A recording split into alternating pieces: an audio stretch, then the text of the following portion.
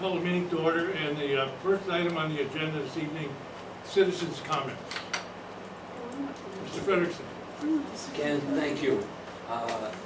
Before our group, the more intelligent people in our group will speak, I just wanted to, as a Mount Anthony board member, I wanted to thank all of you for doing this unrewarding job being on the school board. So thank you very much. Jean McKenna is our first speaker. Can we shut this thing off over here? You have to pull that switch right on the top. No. I want to hear everybody. Perfect. Just like TV. We get time. Okay, Jean? Can I sit here? Yeah, Sure. you can sit up here if you like, or wherever you like. I guess I'm good where I'm at. If you can hear me. Yep. I just want to start by saying that I'm a Bennington resident. I've been most of my life. I'm a taxpayer and voter. I'm a mother of 4, all who attended Bennington Elementary School and went through the school system. Well, I got 2 more to go. They're working their way. I volunteered at Ben Al for many years, kind of seen me there. Even way back when, kids in the hallway, it's been a practice for a long time.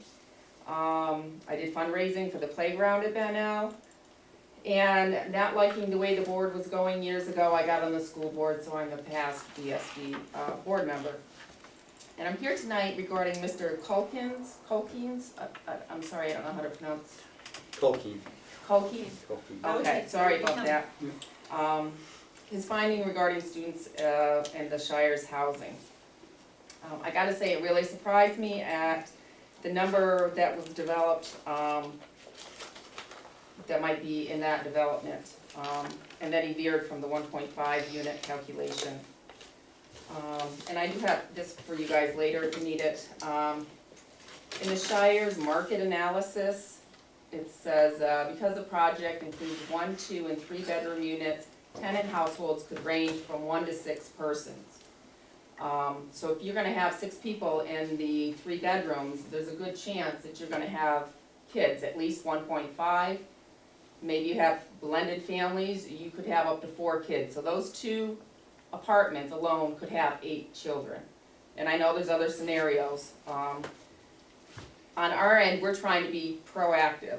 We want to plan for what might happen and hope that it's less, and not try to come up with whatever after the fact that we haven't planned for.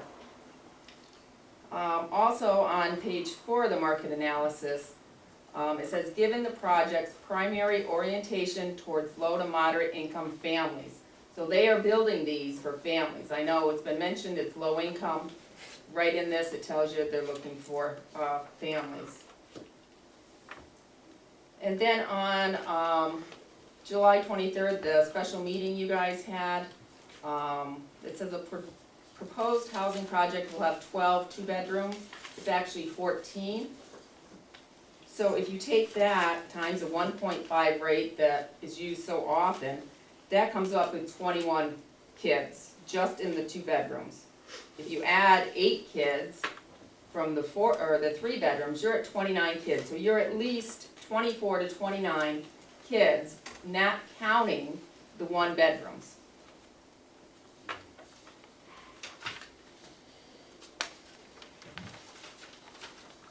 So I'm just wondering about the 1 bedrooms. In the paper it says that, get my act together here.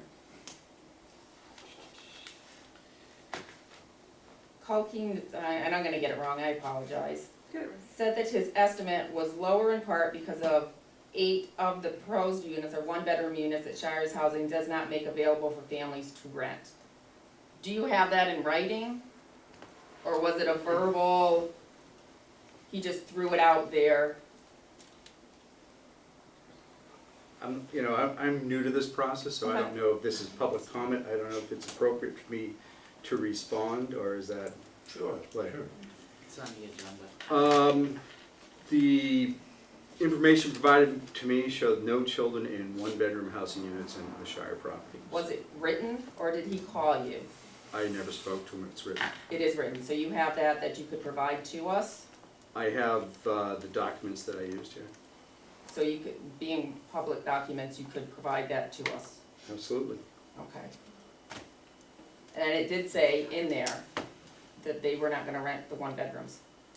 I don't exactly call the wording, I don't have that document in Okay. front of Could me, you get but that to I have us? that there are no children currently residing in one-bedroom units, if I Okay, recall. but that does not, just because there aren't any in there now, Right, it says in here, and I will the address the other. proposed units are one bedroom, does not make available. Then that's what I'm trying to figure out is, should you include that into your figures? Or is he saying the new ones are not gonna have kids in it? I looked at the North Branch and there are no children in the one-bedroom units. That's not my question. Right, and I also went by the Vermont Housing Finance Authority. I don't know where the 1.5 comes through, everyone's throwing that number out as a rule of thumb. When I talked to the Vermont School Board Association, they referred me to the Vermont Housing Finance Association for their guidelines on their calculations for housing units and size throughout the state. I looked at the Shire numbers in all their housing and Shire numbers just in Bennington for what was in a one-bedroom unit. The other thing is, you know, even if it was 1.5, remember what we were asked. I was asked for impact for grades K through 5. Yep. So could there be more than the number that I projected? Sure, there's gonna be infants in there, there's gonna be 18-year-olds old. You Oh, I know, there's understand gonna be- that. So there, K through 5, my estimation is no less than 10, no more than 12, based on the number of units there. And that's, you know, not using a rule of thumb, that's using the formulas from the Vermont Housing Finance Association.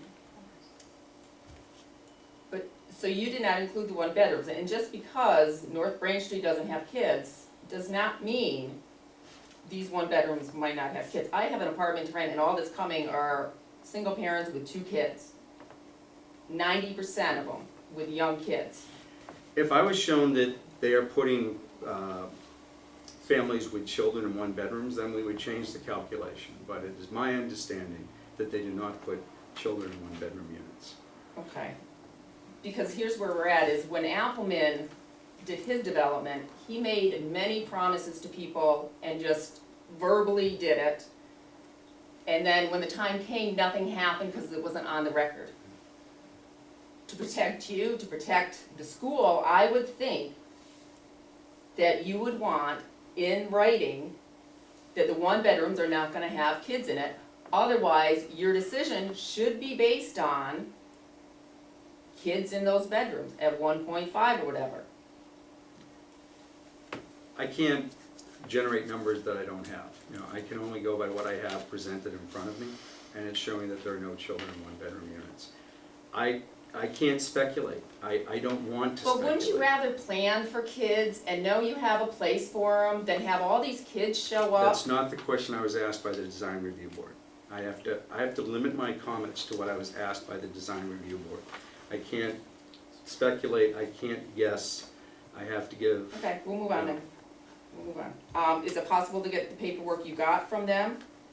Yes. Okay, that would be great. So my next question does come to the question of, is there a room? And Mary will tell you, I have no life. I have gone through the minutes for the past 2 years for the school board. I've gone through all the documents, the testing. This is what I've done with my life lately. So the first thing I looked at was a BSD classroom analysis. And if you look at that, there's 44 classrooms. I'm sure you guys are familiar with this. And everybody's fit into classrooms. Yet if you look at the second one and you go by the current class size policy, which is policy number 6400, we are short classrooms. And there is a bubble, and it's gonna get worse.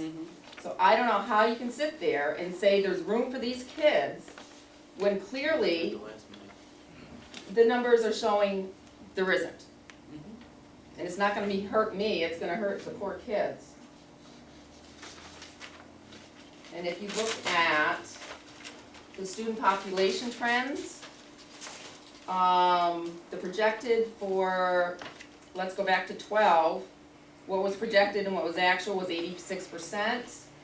13, it was 106%, showing more kids were there than what they projected.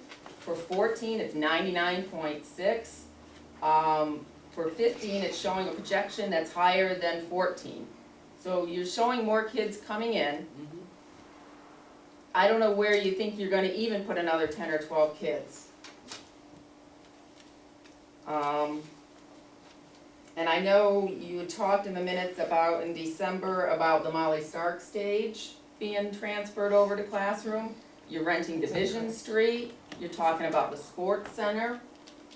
And also on December 16th, Rick Pembroke talked about BSD enrollment decreasing from 825 in '08 to 787 in '14, but then projected to increase to 830 in '15 and 869 in '16. Everything is pointing to more kids in the classroom.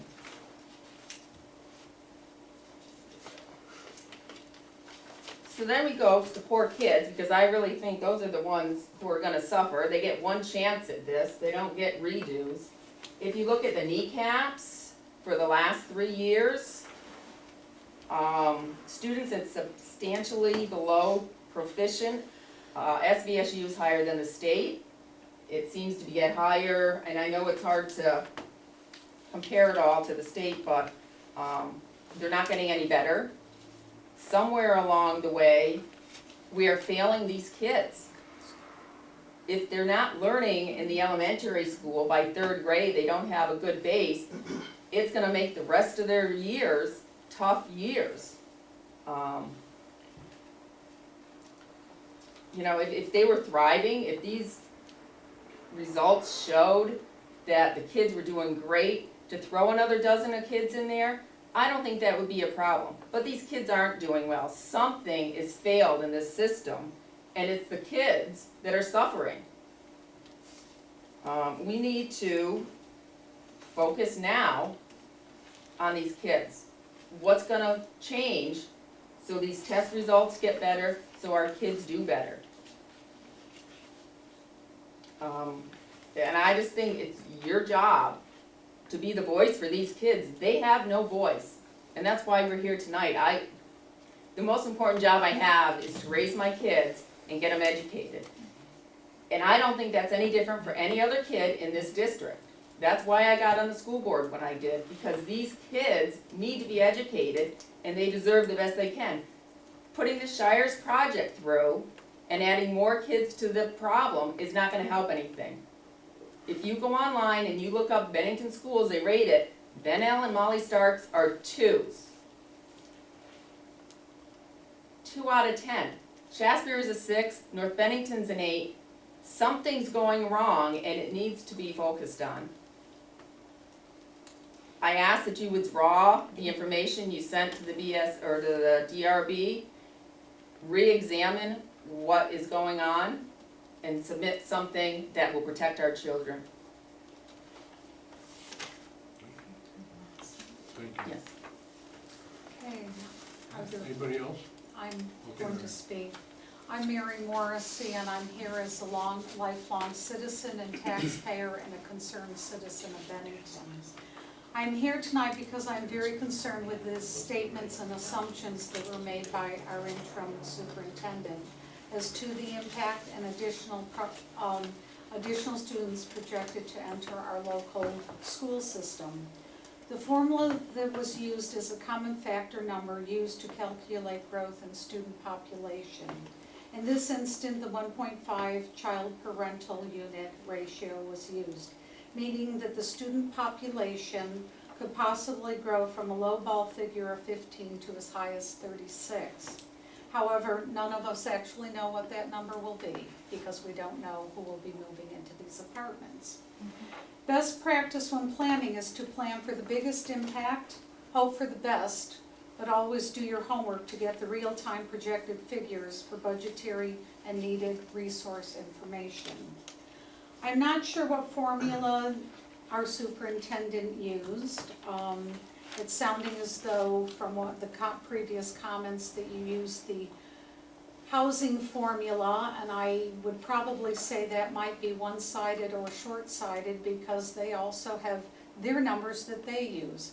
So I'm concerned that those could be skewed as well.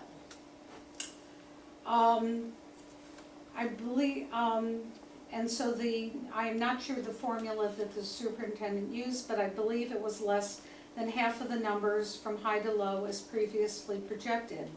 In not talking to the school board members who are responsible for their budgets, it was reported that you talked with principals who said they could handle the increase. And even though they do not know the number, I have no idea what the number is or what the needs of the students will be. And though I respect each one of our principals that are here, and I've worked with them over the years, I respect their opinions and their willingness to handle whatever is put before them, which they do on a very regular basis every year. But the reality is that our classes are, for the most part, full capacity, with many additional resources needed for many of our students. This year, the supervisory union was looking to rent additional space to alleviate overcrowding, and eventually they did. We have the Division Street and other amenities were put into place. I don't need to remind all of you that the BSD budget was defeated in March and it then did pass in May. With these complexities, we are putting further challenges into the mix for the students, their families, our teachers, our community, and our taxpayers. Good planning is crucial in this discussion. On a further note, the day after the superintendent made a statement, it was reported that 24 days into the new state budget, which starts on July 1st, there is a $31 million shortfall in state revenues. The administration and state economists have downgraded state revenues and project that in this first month, they will be looking to cut agency budgets by 2 to 4%, yet to be determined. And at this point, education and property tax may likely be held harmless. However, one must remember that many of these agencies that will be looking at significant cuts provide critical services to our schools and our students. This needs to be taken into serious consideration in this discussion before us. And we can only hope that there will be no more further state revenue shortfalls in the months to come. I can only remain hopeful.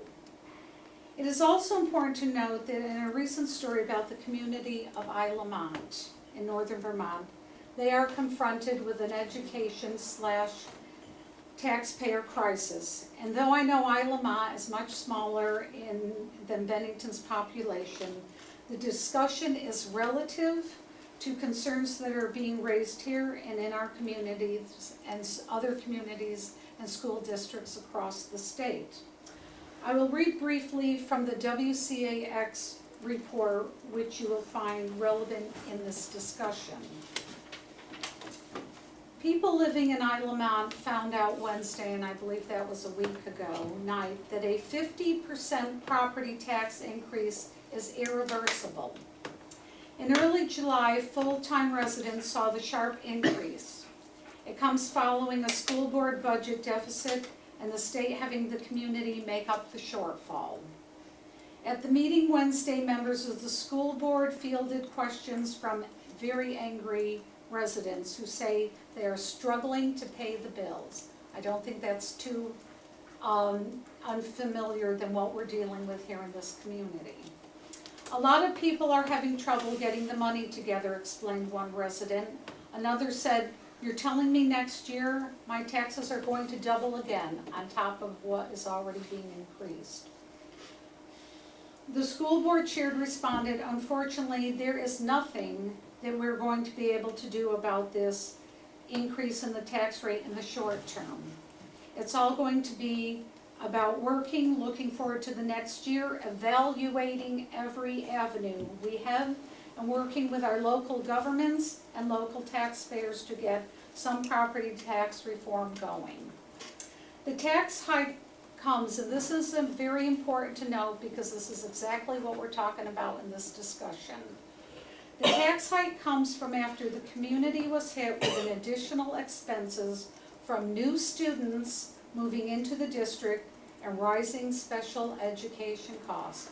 I don't think I'm telling any of you sitting at this table something you don't already know. After the 2 straight budget deficits, the state raised the property tax rate to make up the shortfall. I do hope that this board will take these concerns into very serious consideration and what could have significant consequences for our community and our education system. And I'm not sure if Superintendent Culkin will take a couple of questions from me. Absolutely. Okay. You indicated, and I appreciate that we will be able to have the report that you sent to, because it is hard to only be getting our information from the banner, no disrespect, but, you know, we like to have it firsthand what was put into place. Did you, Superintendent Culkin, at any point consult with the board that actually is responsible for the budgets? We had a meeting before I issued the report. And can you tell me what that the discussions might have been, or should I? Well, Jim and I spoke, and he called me in before he gave the report that morning, and he came up with his numbers. He told me where he got them from, and I told him that, you know, my numbers were 1.5, and I came up with the 21, and that's where we left it, because I was on the zoning board back in the early 80s, and that's a guideline we always use, at 1.5, if new development's coming in, was the average per room for kids, so, you know, that's where my numbers come from. But Mr. O'Keefe, This board, she's asking for comments on the board. The board came together and listened to Jim's information that he just reported on. And in that meeting, we listened to that, he took into consideration our concerns with the population that we have. But in the end, we supported that letter that he was gonna put in there with a modification. With a modification. If you have information for yourself, Ken, that you wanna speak to for this meeting, then you can speak to for yourself. But this board spoke in general to support his numbers as they were. So I don't wanna skew where you're going with your numbers in your meeting and where we ended up with his information. no, we agreed to disagree, that's it. But- Okay, so then that's what, then you as Ken Yeah, I was can just, say that you disagreed with what he presented, but in that meeting, there's nothing to we suppress the supported board. what he presented to that board. But I guess my question actually was, did you speak to the board before putting your report together? Or were you just asking for a nod from them and only took information, and I don't mean only, No. from our principal, the principals of the schools? So how did that work? There was discussion with the board before that, and if I had had a strong objection, I would not have sent it. And as you mentioned, there was a modification. You haven't seen the letter, but, you know, I stressed in the letter that whether we could absorb this now, it still has, with other developments in the future, there's gonna be an impact on the school system. And that I don't know exactly what my wording was, I don't have it in front of me, that there needs to be a serious discussion by all stakeholders about the future of the physical plant of Bennington school system. And I want to point out, you know, we can talk 1.5, which, again, everyone says that, but I have yet to find any documentation that actually says that number. And if it did, even if it did, that would be K through 12. K through 12. What the Design Review Board asked for was impact, not K through 12, but K through 5, 6th grade levels. May I ask why? Why? That's what we oversee. That I don't, Because when they developed the scope of the impact statement. They asked for an impact statement, and they asked specifically only for the Bennington School District, K through 5. This, excuse me, yeah, it's, Jim, And we had discussion. You're new, and I know that the information that you were putting together was, what, a month on the job. But I want to go back to a point that was made about the 1-bedrooms. Now, my family has rentals, so I'll be criticized, I'm sure, but there's someone that manages them. I'm not an everyday manager. They can say that they're not going to allow anyone in a one-bedroom. But I can tell you that the law says that you cannot deny someone with a child into a one-bedroom apartment. I can tell you that for a fact. Now, People do have babies. that's right, so in other words, when you're saying that you've got one bedroom and they're not gonna allow anybody in there, that's just not true.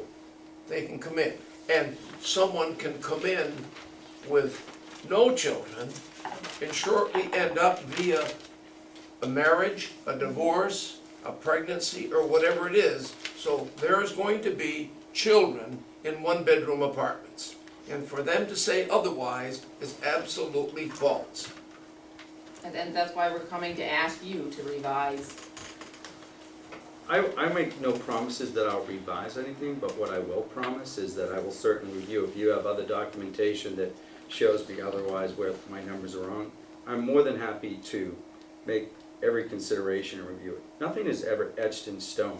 Well, that's why we're here tonight, is to, And, you know, what I was clear to say is mine is an estimate based on, really on the formulas from, if I use the formulas strictly from the Vermont Housing Finance Agency, it's even less by what they show statewide averages, how many, by age, how many, 5-year-olds are in a 2-bedroom unit throughout the state, how many 6-year-olds are in it, how many are in a 3.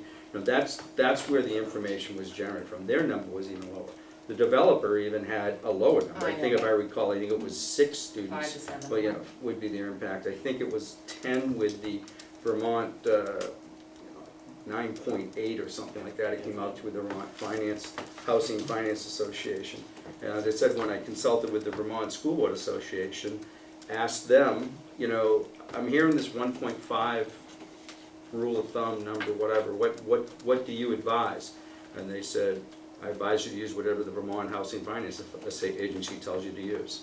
So that's where that went. And I will say 1.5, I mean, if we want to just use round estimates, all right, 1.5, someone said that would be 21 or 24 or something like that. 21. But that would be K through 12 is the potential for there. well. What they're asking for is K through 5, so that's 6 grades. That means 7 grades that they're not asking for the impact. So if you took half of that number, you're close to where I was anyways. But aren't you concerned that there's a possibility, and maybe it's slim, Yeah. but there's still that possibility that these kids are gonna come and need a place to learn. Where they're learning already is not working. I You're did gonna hurt express the- that concern, but I also have to address specifically what I was asked by the Design Review Board. Paul, you had a statement. Exactly, and so, and that's, and further, that's what you did, Jim, and this board agreed to it at that July meeting. And the data that he had, there was nothing that said in writing that that was their policy. He'll produce the documents, as he said that he would. It was data based on what they have rented, what they have occupied. So there's nothing there that says Shires has this policy or that policy. It's numbers that he could pull from their data that he'll produce. From plus- demographics right, of their housing their units, population yeah. themselves. So it's a data, it's just data that they Can I have. enter mine, that the ones that saw my apartment this year, I mean, they were all young and they had 2 kids.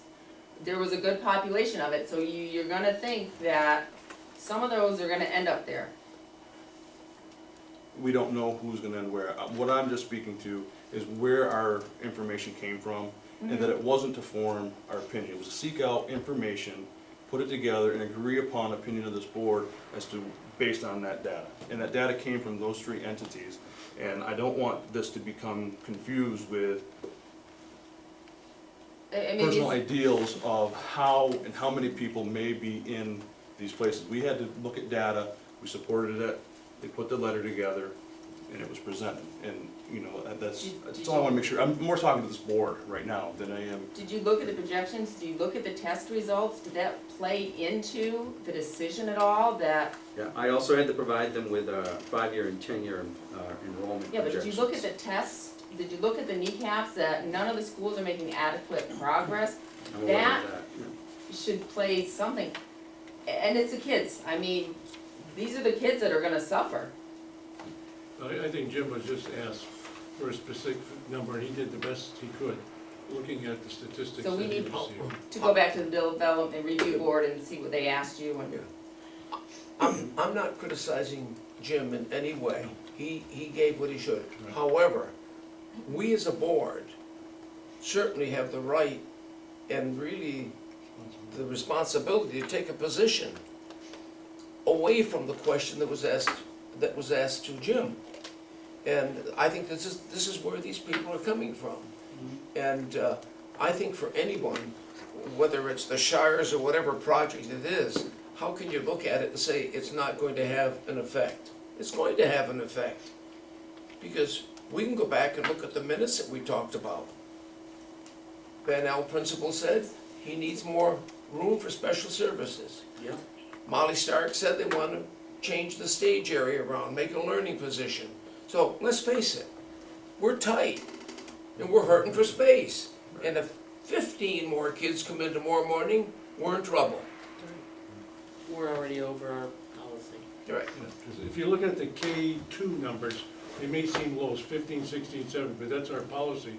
We're trying to do as much as we can for the youngsters at that age level, because we know that's where their skills are developed. And, you know, someone may say we could put 25 in there, but that's not what we're looking at. We want to keep them low and have the kids improve. Maybe that's leaning towards what you were mentioning about the performance. We've been doing that for the last year or two, to increase in performance. Yes. Jim, you were quite perceptive. You said this isn't gonna be the last housing project. I think the next day, the Shire said they're putting one in on Pleasant Street. So you hit that right Putting one on on. Pleasant. So, Yes. I just wanna take a deep breath here, and, I wanna welcome Jim. I haven't talked to anybody that doesn't think. Sure, you're warm and fuzzy at this point. No, I have to be honest, I've We all have been here a roles. long time, and I think anybody that knows me knows that I've been involved in the schools a long time. And so, many of us are in the schools and we understand the challenges. I can't think of anybody that's more qualified or capable to lead us in a different direction. And I am so glad he's here. At the same time, and the article in the paper, as much as I wanted you to come out and just headlines, I know you couldn't. I wanted you to, I know you couldn't, I know you're in a tight place, and I know you did what you needed to do, but if anybody read that article carefully, they would have read through what you were saying, and you were warning people not to go down this road. So I think you were in an impossible position. I think you did the best you could do. The question moving forward is, I think most of us are very scared of what this means for our schools and our kids and our community. One of the things that's floated to the top that is still a challenge is I was shocked that there was no communication with the schools before this was moved forward. Still, we have our kids in our community, they are our community, and we have town government not even asking questions. There just seems to be a complete disconnect. So moving forward, and I have no doubt that Jim will lead the charge, there has got to be more effective understanding of the needs, and I don't see anyone agreeing to a bond to put on an addition or add money. And you've got impossible jobs, we all have impossible jobs it seems now. I don't envy you, but I am really glad you're leading this charge. If I can clarify a few things, my understanding why the school system was not approached initially was of the existing condition or permitting that was there that had a impact statement already done for when it was gonna be 40 units, and they were moving forward with that.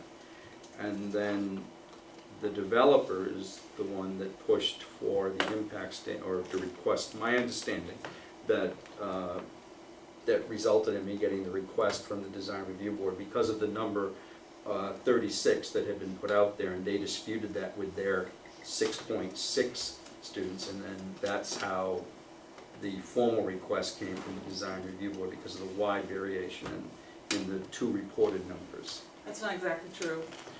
They. I said it's my understanding, I didn't say it's true. I know exactly, yeah, so no, they approached it because they got pressure to do that. So, yeah, we've learned a lot in this process. Can I just say too, that Yeah. when it went through the first time, Catamount was open. We had a Right. whole nother Yeah. school. Yeah. We had that's much true. more room. Yeah. And if that was still open, our taxes would be But there are gonna be condos skyrocketed. too, Right, yeah. which doesn't have very many kids. Well, raise your There's hand no, if you wanna talk. there are also gonna be condos. There's no kids that live in our condo development, not one. We have grandkids a little bit on the weekend, but there's not one child that lives there. And there are gonna be 24 more units. I would think that they were gonna be childless. That's how I would think of it. But I think Catamount was a big factor that's not in there. Kathy? I do appreciate so much the work that you people do, and I've been very, very supportive at the high school level, and a long way away from having children in the elementary school, so it hasn't been my main focus lately.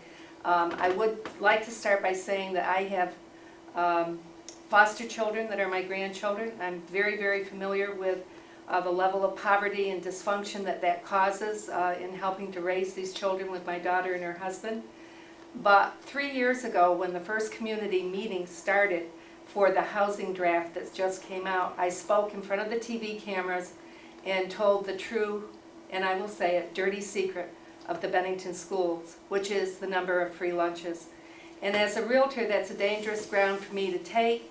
I'm not trying to denigrate any particular group, but I want you to know that when people write to us, they give us MLS numbers based on how nice a house is and how many rooms and bathrooms it has, and then they come. And the first thing they do is visit the company they're going to work with. All of a sudden, all of the houses in the Bennington and Molly Stark school districts are withdrawn from the list. And we're told we'll live in North Bennington, Shasberry, Old Bennington, the West Side, but not the Bennington Elementary School and not Molly Stark. That's terrible. Absolutely shameful, but Ken addressed it so eloquently when he said people are not elitists. They're concerned about not living in a bubble and having diversity for their children so that they can meet people from all walks of life. We have lost that in Bennington. That's true. And it's affecting, I was president of the Bennington County Industrial Corporation. I have firsthand knowledge of how industry looks at an area to come here. It's important that we put a lid on where we are, address and take care of those we have, but we also have a responsibility to those homeowners who live in that district and are already paying real estate taxes, not to impugn their values any further. Mary, earlier you were talking about that other town and the taxes increasing and state shortfall. Well, last year we got a huge increase from the state. You can't guarantee we're not gonna get that again. So, that worries me. Another thing that worries me is the state's laws on welfare. To say, you know, it's welfare. Everybody knows that you can move here and tomorrow go to DCF and get a check. Everybody knows that. You can't do that anywhere else. It takes 6 months of living somewhere. So things have to change up there. And I'm not attacking you, but I'm not, you know, somehow maybe the group of you are legislators from this area, maybe you guys can get together and start leading something on that. And I know you try. We come to meetings and probably Yep. are preaching to the choir because Yeah, I know. I look at those issues very carefully because I do know the impacts it has on our communities and taxpayers and people across the board. That's right. And that is very concerning. So I look at those issues extremely closely. Yeah, I And know again, you it's do. not to say no, but where can we do the appropriate hands up and get people on a solid foundation instead of just a handout? It really isn't solving our problems. That's right. Judith? I was really not gonna say anything tonight, I was gonna be quiet. Yeah, good luck with that. I did too, until I saw the number of cars and I knew that was out the window. Yeah, I struggle, because, okay, so, all right, in my job, I'm a substance abuse prevention consultant for the state. I've been doing addiction, now it's on tape, for 40 years. So I know a little bit about it. She started when what- she was 3. Yeah. My friend, yes. We're struggling all through Vermont, all through the nation. We're struggling, and we're really trying to find things that are working. I have to say, my daughter moved back to Vermont. I was ecstatic. She's a Vermonter through and through, and she wanted to come home. So that's how I know the Zillow. I know she's right about the Zillow number of Ben Ellis too, because I want her to come back here.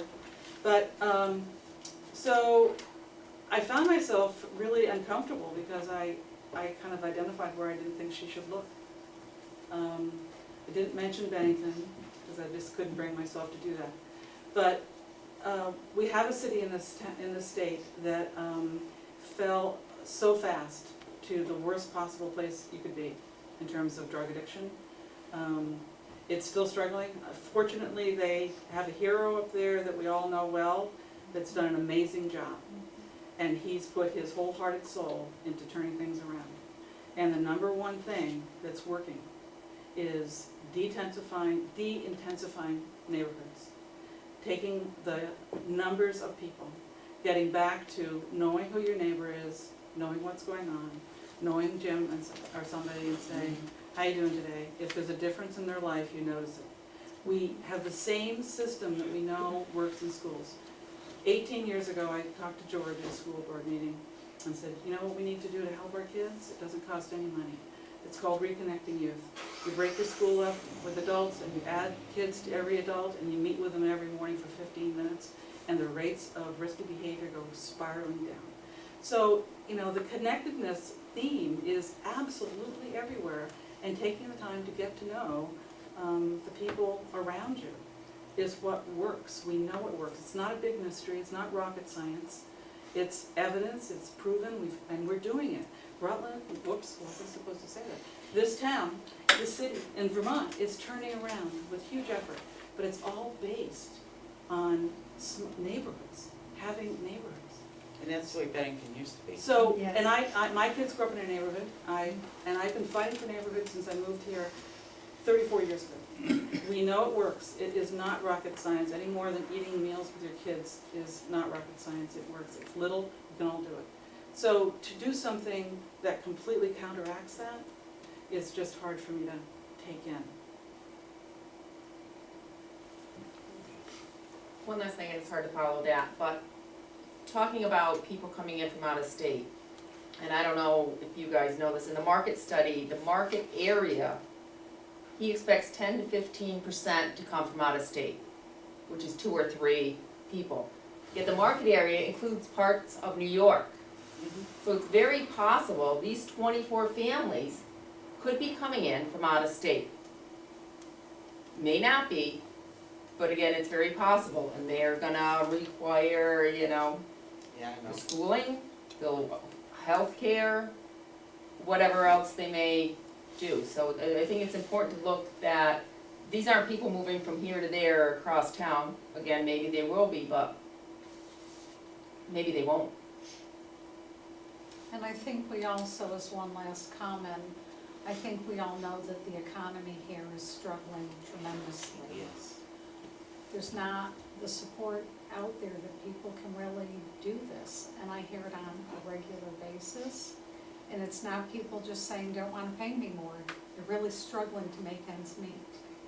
And I think that is why, even with the group of concerned citizens that we are, that have over 700, close to 800 signatures of taxpayers and voters across this community of all walks of life, not about just not in my backyard. It's about people that are concerned and have really stepped to the plate to say, what are we doing? We have an opportunity here to look. We have some opportunities with a number of duplex homes. That is the mission of your Shire's, their mission statement and coming into communities. refurbishing, again, making the neighborhoods, making them strong. We can keep layering, folks, but it's not working. It really is not working.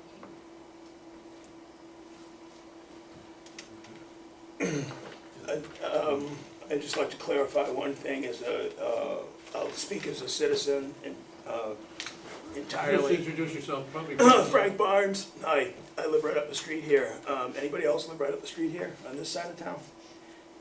On this side of town, but not the street. Just curious, okay. Today's letter to the parents and caregivers from the Secretary of State, the Secretary of Education, Vermont Secretary of Education. I'm just gonna read the first paragraph of her letter to everybody, because I'd like to once and for all have us consider real seriously to brush aside basing so much stuff on No Child Left Behind and making AYP and whatnot. So she wrote today to everybody, and you can find this on the AOE website. Under the No Child Left Behind Act, as of 2014, if only one child in your school does not score as proficient on state tests, then your school must be identified as low performing under federal law. This year, every school whose student took the NECAP test last year is now considered a low performing school by the U.S. Department of Education. A small group of schools were not affected by this policy this year because they helped pilot the new state assessment and so did not take the NECAPs last year. Because these schools had their federal AYP status frozen at 2013 levels, eight schools are not yet identified as low performing by federal criteria. That's because they took the field tests on the SVAC, so they were taken out of the mix. So those are the only schools who didn't fail, okay? However, had these schools taken the NECAPs as well, it is likely that every single school in the state would have to be classified as low performing according to federal guidelines. We have to not look at NECAP scores or AYP as our compass for success in this matter. Still speaking as a citizen, and because I don't have enough people irritated with me already, Are you sure? yeah, I'm pretty sure. Sorry. I'm pretty sure I have my basket full. A couple of things as an observer to the conversation that I sort of have to, I would be remiss if I didn't mention it. We are in Division Street, and that's a wonderful location. It's really good, and just so people are clear, I believe that's $1 a year that we're paying for that location. We renovated it, and we're getting it for $1 a year. Some of what I heard, and I'll leave it at this, borders on, it sounds like prejudice. I just got to say it. Some of the language, and you can, when this gets put on YouTube, on Cat TV, if you go back and listen to yourself speak, I'm thinking that some of you might say, oh, yeah, okay, that came off a little like I don't want them here.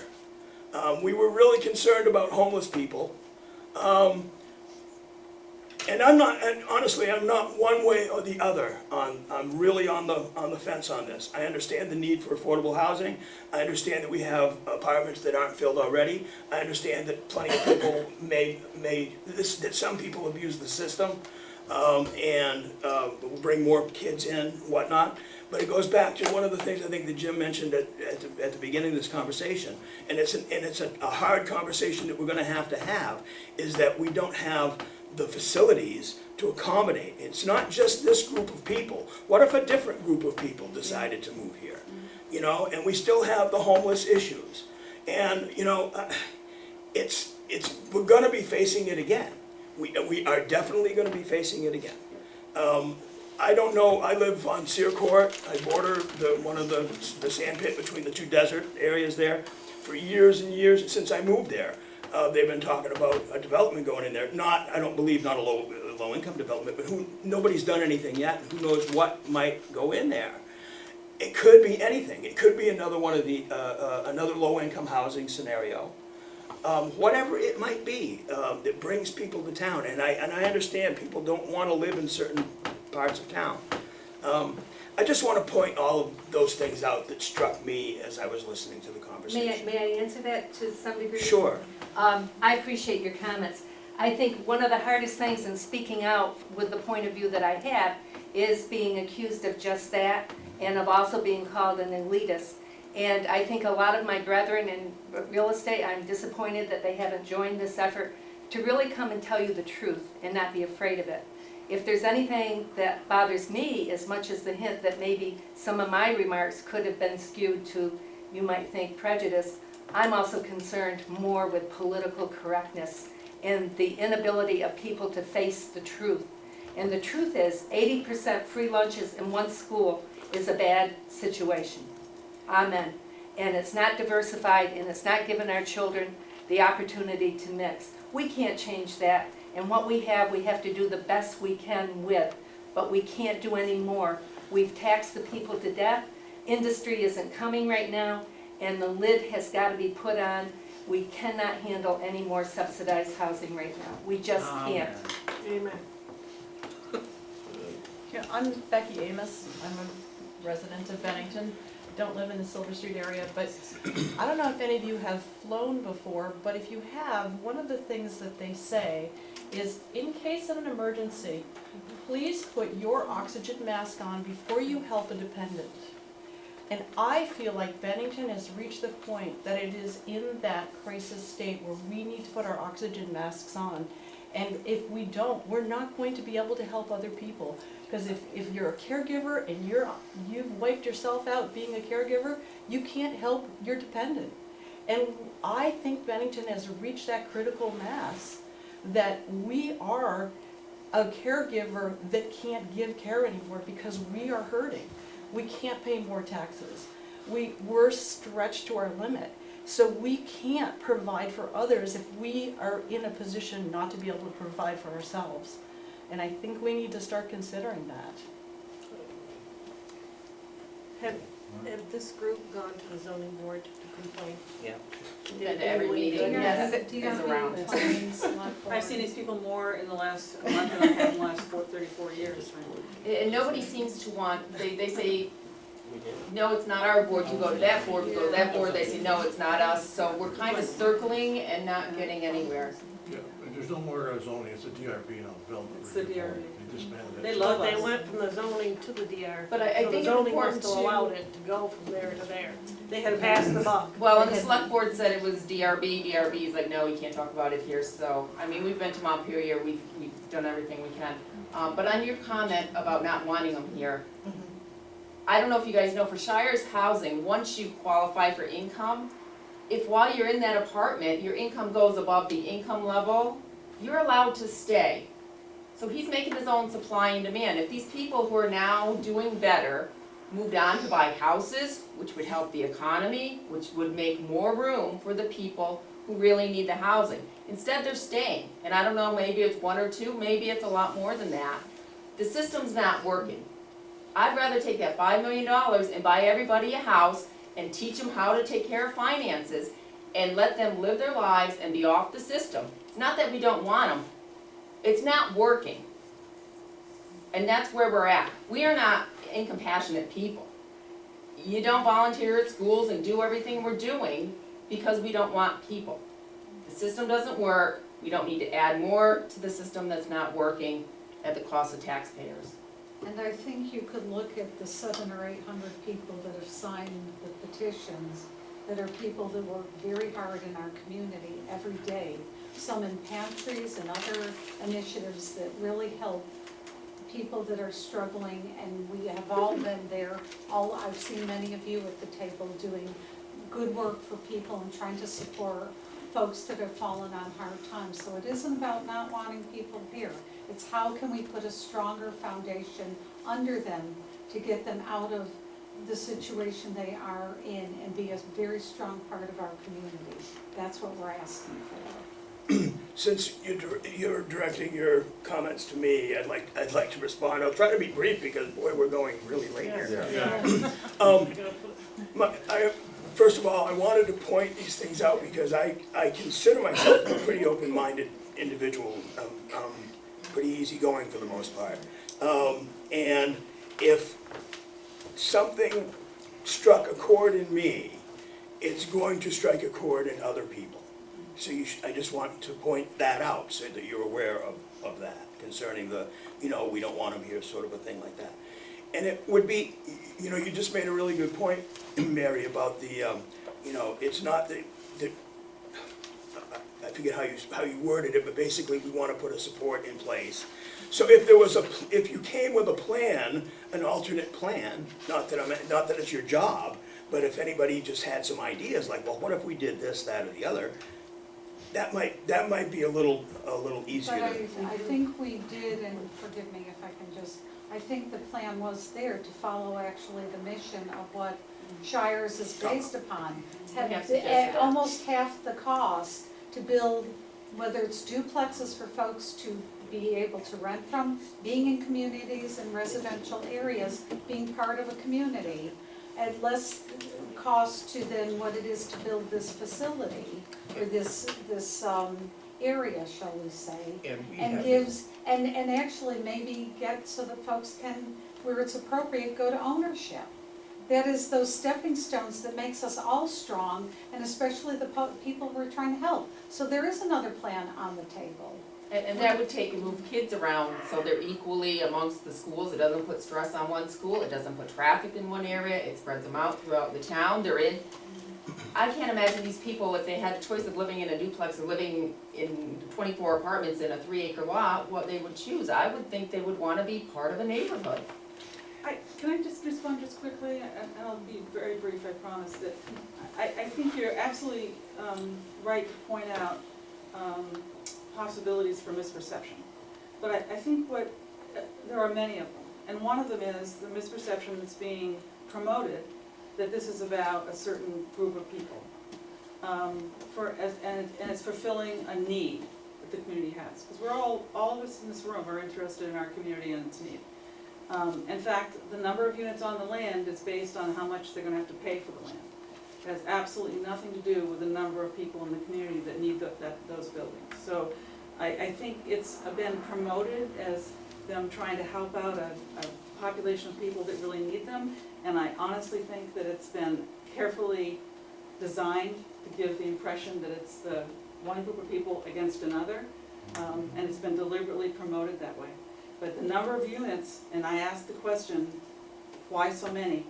Because I don't care if they make, $800,000 a year, it's still that many people. Why so many? The answer is because we need to be able to have that many to afford the land.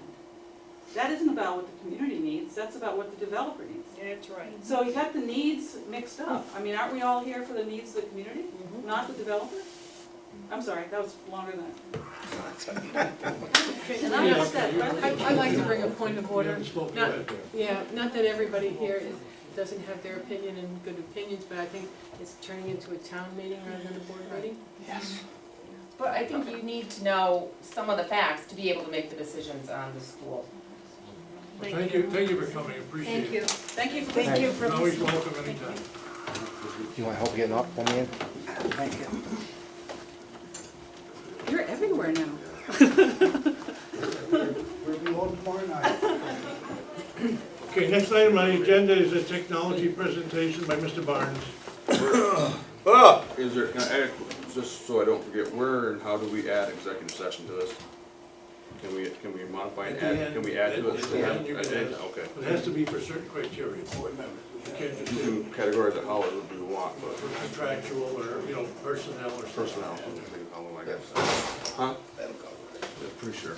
Is it personnel? I'd like to talk on Frank's presentation. We did work today. I heard your concerns at our last meeting, so Frank and I have been meeting. You're all gonna get a PowerBook put in front, a Chromebook put in front of you. I've learned a little bit about what Chromebooks are. I did not know a lot about them myself. And, well, hopefully you're gonna get a little presentation today. Frank's gonna give you a little run Anybody else need through. one? You want one, Jackie? If you want me to have a Chromebook, yeah, I need one. If you want me to use my computer, I will. You Well, could. well, to see the That's one of the beauty parts. You could use your computer if you wanted to. we want you to experience it as the students are gonna experience it. They turn I on- hope. They turn on basically right away when you open it. First of all, yeah, and when you open it up, don't touch anything yet. I just think you're like this. There's a lot of, Okay, right. there's a lot You gotta of enter a password. confusion over that. I think the term Chromebook sets people off, and really all it is, it's a computer that runs on the Chrome operating system, and the Chrome operating system needs to access the internet to do what it does. This is a Chromebook, this is a Chromebook, what you have in front of you is a Chromebook. This one's made by HP, this one's made by Samsung, that one's made by Acer. It's just, think of it as, you know, if you had a Windows laptop. It's, you know, you can get a Lenovo, or HP, you know, whatever, you know. Same thing, only it's just called a Chromebook because of the operating system, okay? All right, let me see if I can get this up here again. Where did it go? Was it too long? Frank, do you have messages for the principals? I have 1, 2, but you can do anything you want. If you have Chrome on your computer, you can do anything I'm going to ask you to do. But if you want to see one, sure. Okay, so central office guest. I'm going to log in, and then I'm going to show you how to. Yeah, I'm already signed in. You already logged in? Well, Early signed that's in. what No, it's, yeah. Mine Some of says these. enter password. Yeah, what you're gonna do is, it's asking you, you're gonna go to click on the one that says, central office gas. It should have a cup of coffee. Yeah. I got See a cup of oatmeal. coffee? No, it's a cup of coffee. I think it's coffee. Change the cup. and cookies. And you're gonna type this in to the password. It's an apostrophe, a semicolon, an L, a K, a J, and a 1, 2, 3. It's just kind of like, I have a record player that says currently logged in. oh, that's because I gave you mine. Yep. But, What doesn't have other buttons? You want us to enter? Yeah, I put enter. the other buttons. Well, usually one is at the bottom. Oh, it's just. Oh, it's there? Yeah, that's the way I used to do my passwords. Okay, and then So I put that in. they click on that one, central office gas, and Okay. then you type in that.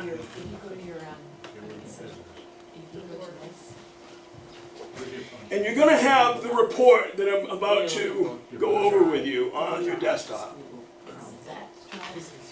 Get it? That's what Jim did. This, 1, 2, 3. You do that one first. Frank, is this go to shift, or we gotta put it down here? No, you don't have to He shift said it. just go like that. It's just that. So did it work right with me? You don't have to shift. Well, I don't know, we were fired up. You guys, did you get a call? If you wanted to do any of these exercises, you'd have to sign out and sign back in at central office gas. Or I I could just share went with to you. Google Drive. I could share with you. I could share with you on your. We Google could Drive. watch. You could watch. We'll watch. We'll watch. All right. But So, essentially, if we have Google Drive. you all should have this, the BSD Tech Report. If you were making a Google document, you wanted to see it. His didn't come on. Whose didn't come on? Google Drive. Ken's. He did it right too. Who was coming on? Ken's didn't come on. document it, that's all. Oh. Oh, that's good, actually. So Ken, you gotta go to your drive. Oh, you got it now? 5, Jim's got it. 2, 6, There we go. 8, 6. Did you just All right. put this on my I paid drive? attention to Frank in the past 2 days. Did you just put this on my drive? Not yet. You have So it? it's 8, 6, 14? No, I have 6, 4. Oh, I do.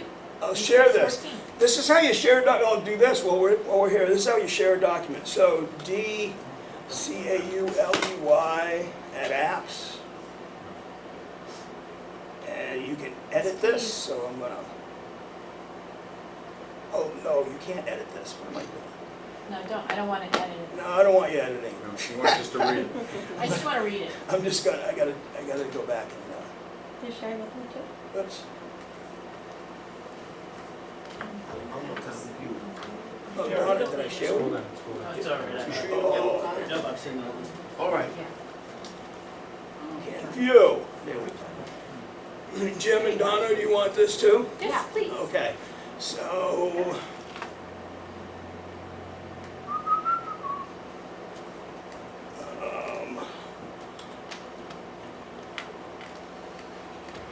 I'm not sure how what your email address is, Donna. MACKENZIE. And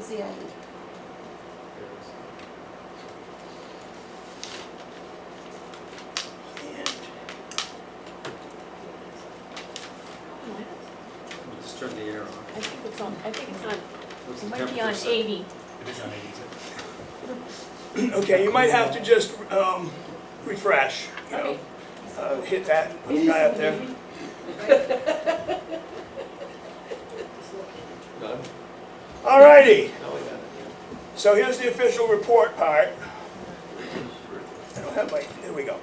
Summer is a busy time of year for the tech staff. Computers are being updated and re-imaged. A new and improved firewall has been deployed, and all tech, phone, and security systems have been installed at the new early childhood location on Division Street. The new websites are now online for Bennington Elementary, Molly Stark, and Monument. I don't know if you've seen these or not yet, so if you click on that. Yeah, because you have to go to Bennington Elementary, Monument, or Molly to get board documents. Oh yeah, okay, so you've seen these, good. I have. Okay. If you haven't, new deal. Okay, we switched from Fairpoint to Sovereignnet as our internet service provider, and we increased the bandwidth with that changeover. And Chip could tell you how much we increased it by if you'd like to know. Oh, by the way, this is Chip Watson. If you don't know him, he's senior systems administrator. This will facilitate the addition of more computer devices in the buildings, which is an important component of moving toward a one-to-one environment for our students. Providing students access to their own internet-connected learning device not only allows for more relevant and robust teaching and learning in the 21st century, it also addresses the need to access MAP and SVSAC testing, both of which are cloud-based systems now, okay? So the SVSAC test, I think you're all aware that it's going to be on the internet, and the MAP testing also, when that begins, and that occurs 3 times a year in every building, is going to be an internet-based system. 2 separate RFPs were issued for tech equipment for the BSD. One was for Chromebooks, charging cards, and management software, and the other was for laptops, virtual machines, and other hardware. The Chromebooks were included as part of a larger RFP that comprised other districts, Pownell, Shaftesbury, MAU. This was done to maximize the savings by being part of a significantly larger order. The RFP for laptops was for BSD schools only, okay? And I'm going to ask for action on that a little later, or Jim will. Okay. As mentioned in previous reports, Chromebooks are an inexpensive solution to provide individual devices for students, including using them to access online assessments, such as current MAP tests and the upcoming SBAC tests. The savings, all of these are clickable, by the way. I'll just go there. It gives you more information. This was a study done by IDC. That tells you how you can save money by using Chromebooks, but it does it only as maintenance and the cost of the device. It doesn't touch on the fact that you can use much less paper, much less ink, no more, much less copying of documents and whatnot. Okay. The savings in using these devices instead of laptops for students is substantial. Besides the initial lower cost per device, additional savings will result from I just said that to you. Furthermore, the vendor we chose is providing professional development for teachers as a cost-free added service, okay? I think you know, but if you don't, we sent an RFP out to 13 vendors. We received 9 responses. 7 of those were actually addressed what we were looking for. We looked real closely at what everybody was offering, and I think we got an awesome deal. I think you got an awesome deal. The second RFP addresses the need to upgrade computer labs at each BSD building, plus replace teacher computers. Ben L and Molly Stark will each receive 25 laptops for their mobile labs, and Monument will receive 25 virtual desktop computers for its library. By the way, Donna, the virtual machines came in this week, and they'll be going in your building soon. I heard that the laptops, we'll be getting at least 1 shipment of laptops, hopefully tomorrow, and we'll be able to get those into some of the other buildings. 50 laptops will replace outdated malfunctioning and malfunctioning machines for teachers and staff. So you purchased 50 machines to replace your old dilapidated teacher machines. Other items that are part of the BSD tech costs include charging cards for laptops and Chromebooks, projectors, and other peripherals. Now, this is how it broke down. Should I go to the action? Should I go through that to get to the action before, or should I go to the? Would you like to learn how to use a Google Doc? Well, we want to be mindful of time, but if you could give them a brief demonstration of how a teacher might be using this Google Doc in a classroom. Okay, if you go down into the lower left-hand corner of, it's not going to look the same on mine, to your docs, to your Google Drive, it's like a triangle. In the lower left-hand corner of your machine. Oh, over here. And I shared another document with It's you the all round circle. called Google Docs Review. Google Docs? Three Google Docs. That's cool. No, to the left where it's like a tic-tac-toe box. Yes. That one. Left. All the way over. Google Apps. And then you look for the drive, and it I might did have that. to be, oh yeah, Google Drive. yep, Last time. triangle, green, orange, There's and yellow. Google, there's Chrome. Green, yellow. I hit it, but Gotcha. it's already up, I think, isn't it? Is that it right there? Google Drive. Yeah, I know. Last one. Yeah, I hit it, but it's this one right here. Oh, okay, I can do that. I do that on my own. Yeah. Is that where you want us? Yep. See documents. Which one you want them on, Frank? What's it I called? guess it's already open. Google Docs Review. Google, or is it the shared, see, this is the shared mean, Google, is that what Am you I want? okay? Yeah, you're good. You want to open the document called Google Docs Review. This one is already open right here. Yep. Go to Google Docs. You wanna get to that one, okay. There it is. Oh,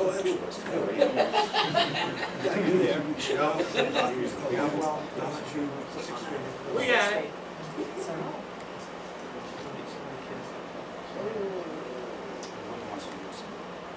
This is different just because it's yours. Everybody there? Okay. One key feature of Google Docs is that it provides students and teachers the ability to share and comment on documents. See how this works? Type your name into one of the boxes below. This is your assignment.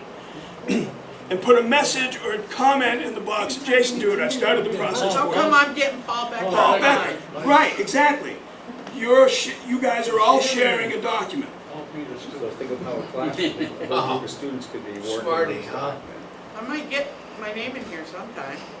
He's doing it for us. Hurry. Hey. Now you're in one. Now you're in her box. So you're all going to see what everybody did else my is own. typing. Down at the bottom. I wasn't giving you a chance.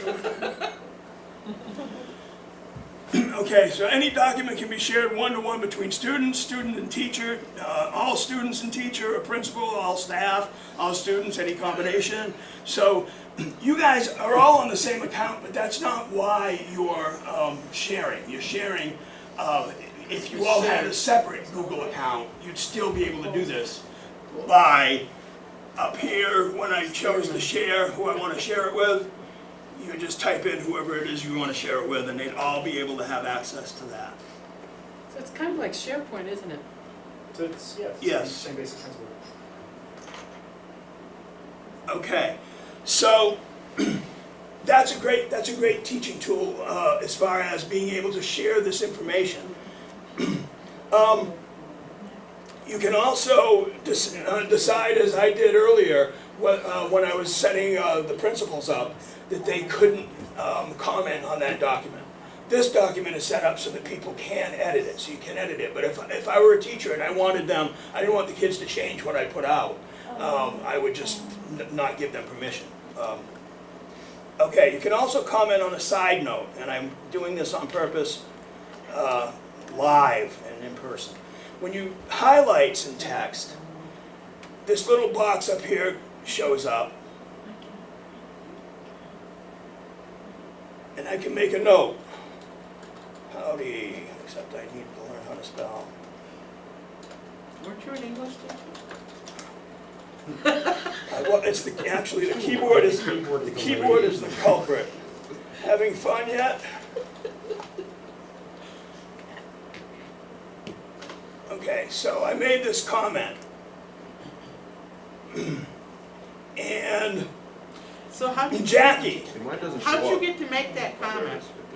You put it Highlighted. I highlighted a word or a sentence or whatever, like, and then I clicked on this box right here. Right. Looks like a little folder. Yeah, I see that. How did you open that, how? Mine's not open.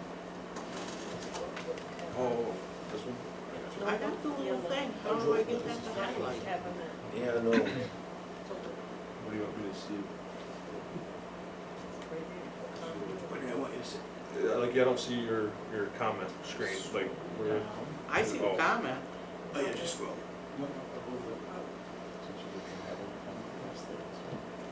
So it's just a culprit on the side. Right. And you can, Refresh it. Oh, just under the top. Perfect, you. And scroll down.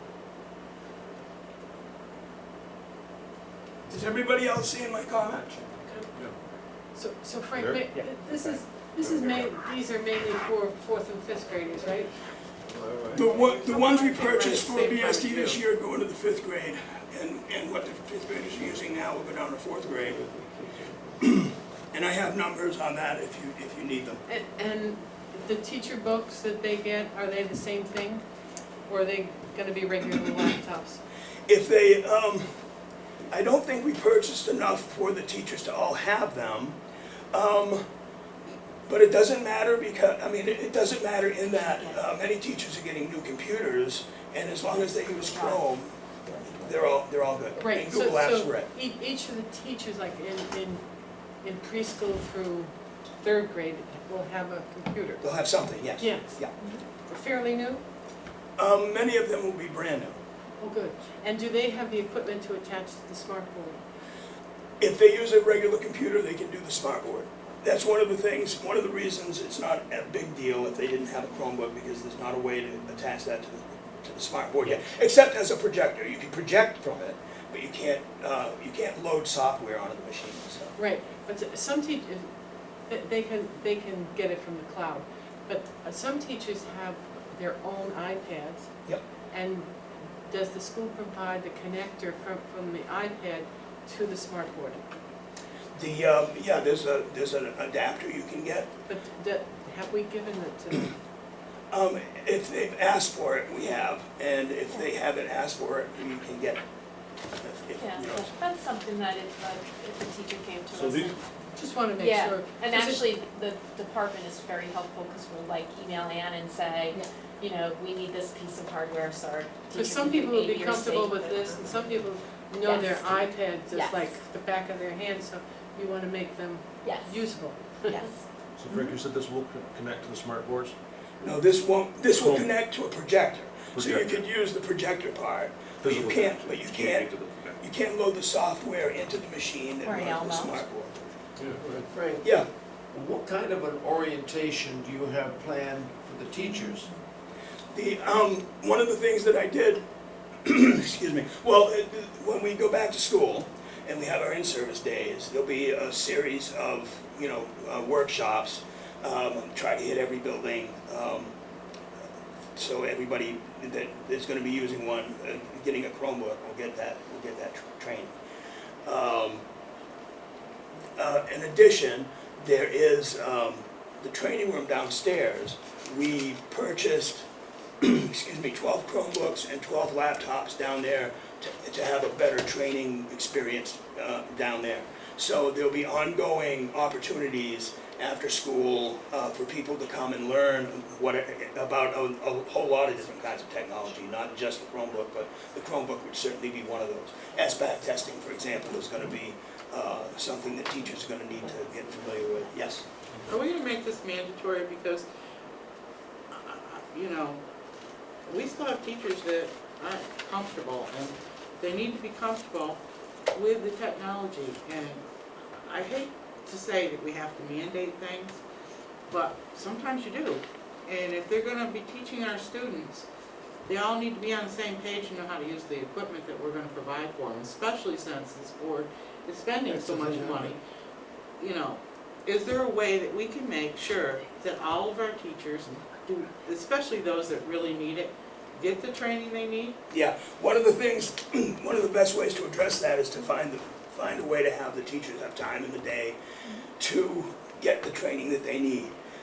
A possible solution to that, one possible solution to that would be to have training time set up throughout the year for, well, we can talk more about this in the professional development committee, and as a matter of fact, we have been somewhat, but have a sub come in so that the teachers can come out. If we had subs who could go in to cover a class or a number of classes, and they don't have to be all from the same building, because all of the buildings are using this stuff.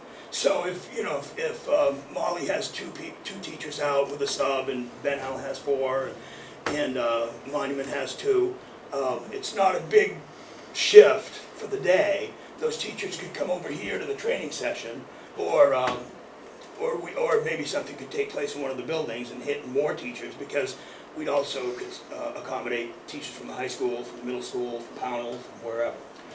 Can your team go to a teacher's room and give a demo in the classroom? Absolutely. Because I feel that that's more effective than using the equipment they have now, than taking them out of their room and using something and then trying to bring it back. So, Yes.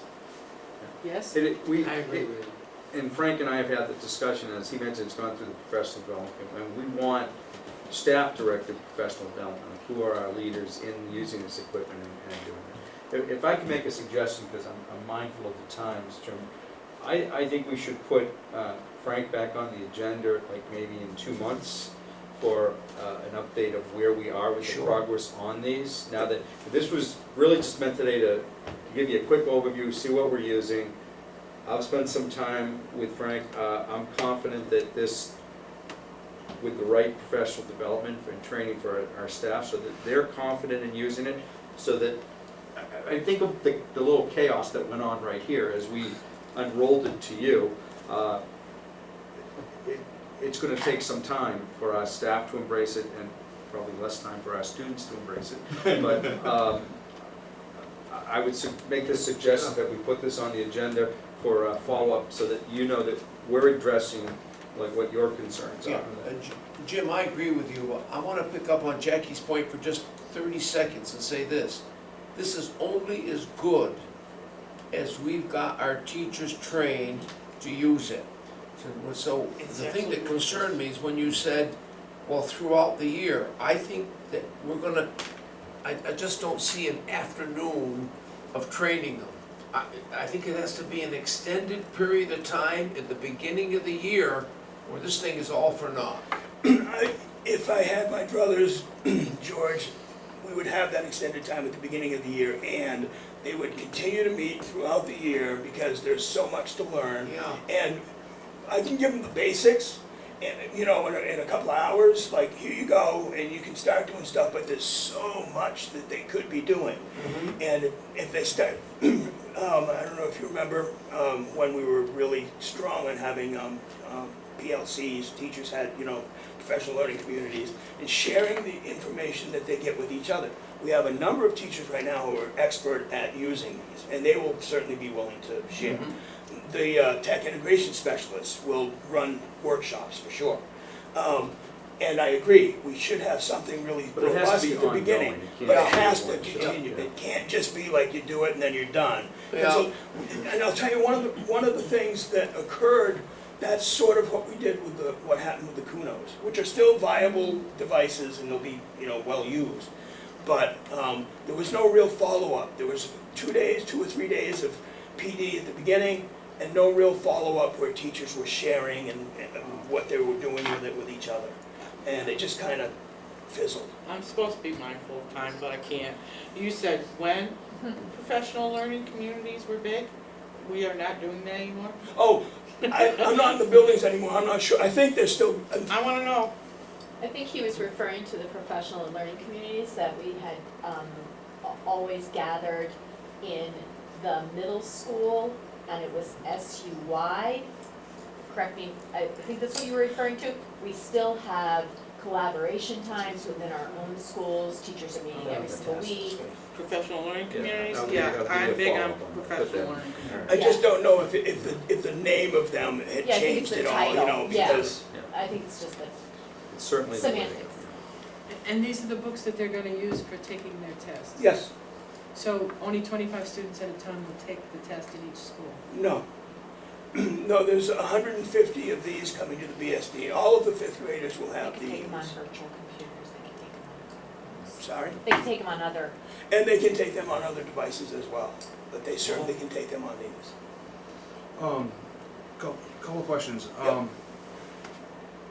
So, students are gonna be interacting with these, how are they gonna print from these? How will they be bringing documents and taking their work home and things like that? Okay.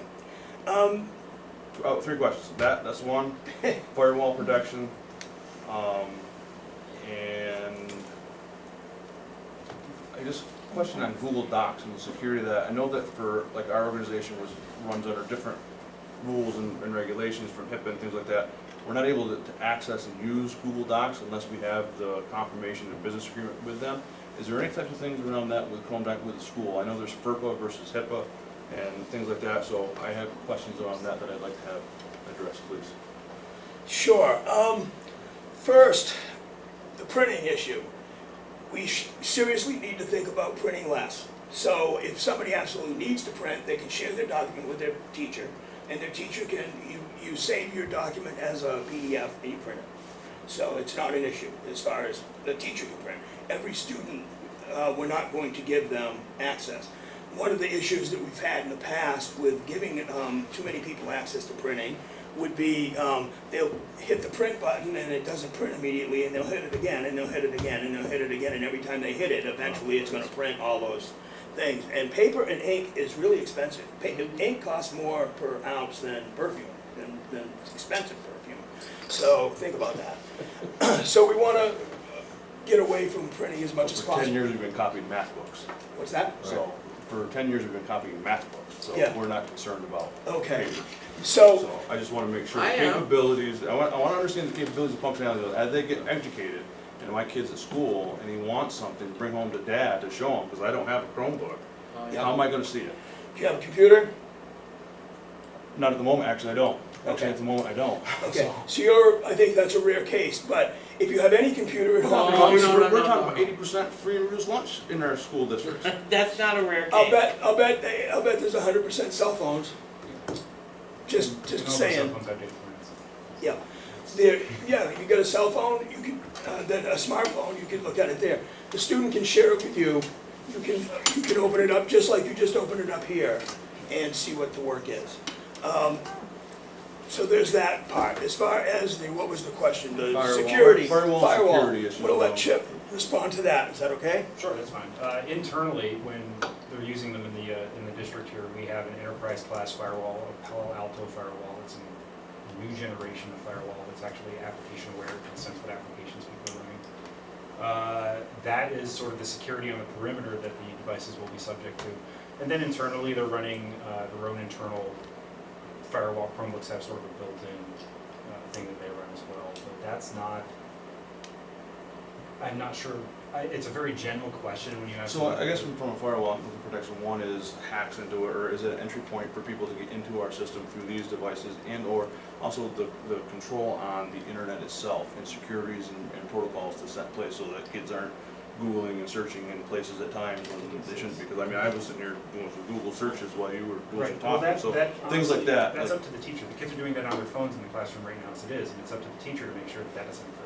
But we're providing the device now. There is we have filtering in place for the internet so that there's filtering for that kind of stuff. Do you have any other, I'm not quite sure I understand what you're getting at. I just want to know that one, they're being protected. Kids aren't going to be able to access internet sites that they're not supposed to. That's the way it's been since the 90s. In school, they can't, but at home, it's gonna be your job to make sure they can. That's how the Just policy need is to understand written. it. But it sounds to me that firewalls are in place, filters are in place. We are like city that, compliant. Which is always constantly And are they going monitored, home? because there's always, We're eventually supposed to. And even at this point, when we do, we have a plan in place that if devices are taken home, they're actually set up so that they will be able to log on to, say, your internet at home, but they have to tunnel back here to our filters and to our firewall in order to get any sort of access, so they're still subject to our policies. In the meantime, there's a setting on these devices as well, if they were to go home, where if a student's working on a paper or a project or a presentation or something, we can set it so that it's cached in their device, so when they leave campus, they could still work on everything, make all the changes that they would make, and as soon as they come back in, it would automatically sync up. And So the mainstream would be from the teacher, from our network to the students as far as what things they want to share and how they want to share. If there's things that are on our network that need to be shared, that it'll go through the teacher, right? Documents, and that'll be about it. Yeah, that's in their control. And then the FERPA thing I was asking about in general, about using Google Docs, and we have a business agreement with that. I don't know if we need to or not, but I know that it's always a It question. depends, Like, you know, for student data versus administrative data versus, you know, teacher data, it depends. You know, everybody has an understanding that Google Docs is not, you know, a 100% secure system, and that it works great for universities and schools to be able to share work back and forth, but you wouldn't be sending company secrets across it. yeah, let me show you quickly this infographic here. Over 20 million students use Google Apps for education, 100% increase in 2 years. Over 7 million K through 12 students. These states in green are the entire state, all of their kids use Google Apps for education. So Google is trusted and all good to go there. The savings on using Google Apps, 1.5 million a year. 72 of the top 100 universities use Google Apps for education. 7 of the 8 Ivy League institutions use Google Apps for education. It's just, 10 million in Malaysia, but that's kind of we're not going to Malaysia right away, but it's not experimental.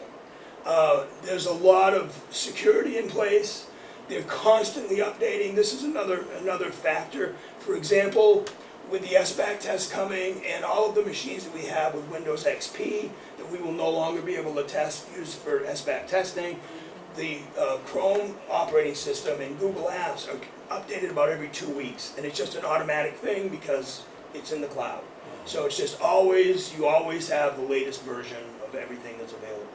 There are, that with the cost of the device itself, the savings on the maintenance, there are no moving parts in here. You know, you're still going to have the occasional broken screen or kids pulling off the keys or something like that, but there are no moving parts in here. So there's not a lot to fix. There's a whole lot of good reasons for going in this direction. I tried to get a list of the schools in Vermont that are entirely Google, and it's just hard to find that, but I know Rutland Central Supervisory Union, Rutland Southwest Supervisory Union, they're entirely Google Chromebooks and Google Apps, and yeah. I Okay, could so be done anytime. You'll come back probably in October and give us an update about the training and all that stuff the teachers have gotten. I'm sorry, what was that again? You can come back in October Yeah. for our meeting and give us update on teacher Yes. training and so forth. Yes, we do need an action though. Jim, could you read that?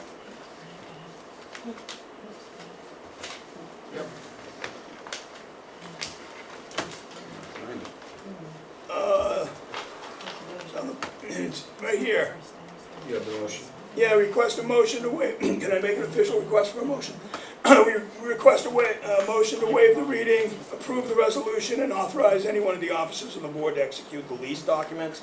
This is on a lease. Do you need me to go through those bullets on the cost, the money? I read them. Mine closed down on me, so I just closed the book. But I did read them before. Okay. Can we have the motion then? I make the motion. What's the second, George? Second. Any questions? Just, the only thing I wanted to make a comment about was, when I was reading the bullets, it said something about we might need more portals for equipment or connections for internet connections. Yeah. Is that gonna be difficult to put in after the school year starts? Thing is, we won't know if we need anything. Well, we'll know some stuff. Chip and Chris and the other senior staff visiting the buildings like this week and next week to see what other infrastructure things might need to be addressed. So whatever they discover there, we'll know.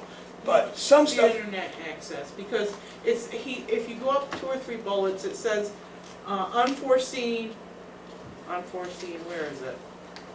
Unforeseen expenses related to increase in number of devices. They might have to add more wireless access points, those things up there. I'm assuming you're talking about. it's possible that we may need a few more, or we may need to use a different type. It's unlikely that we need a different type. It's more likely that something else would have to be changed within the building structure. I'm just Moving a hoping server. that when I go to Monument School, that my computer will hook to the internet. And I hope so too. Me too. Because I'm not gonna be a happy camper. I'm sure. Thank you. So we have we need a vote, right? Yes. Yeah. We have a motion on the floor to accept the, Recommendation Lease? on the lease, and a second from George. Yep. All in favor? Unanimous, thank you. Now, Thank hand you this to very the much. chair, because he's gonna need to sign that. Do you want these back now? Yeah, Okay, next I'll item get 'em. is the task list from our previous meeting. Is there one available? I was in that last meeting. What I was given was the task list, asked for a tech report from Frank Barnes, and we did that. And then there was something on here that language needs to be straightened out, that siblings may not be able to. Oh, that is Yeah, mine. is this your writing? Yes,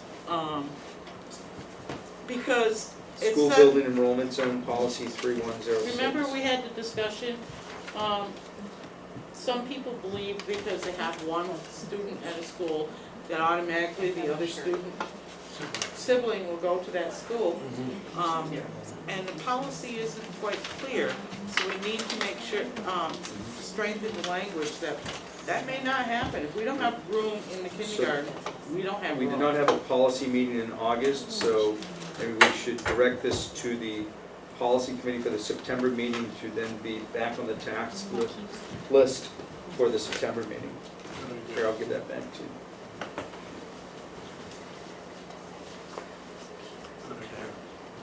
Yeah, we need to make, firm that up so that we don't have that in the issue in the future. People think it's automatic, like you said. Okay. Finance, facilities, treasurer's report for June and July to be posted. The treasurer is on vacation, not here this evening, but I was told that the July report will be posted. We just have a motion for the June one. So Yes. Second. All in favor? Unanimous.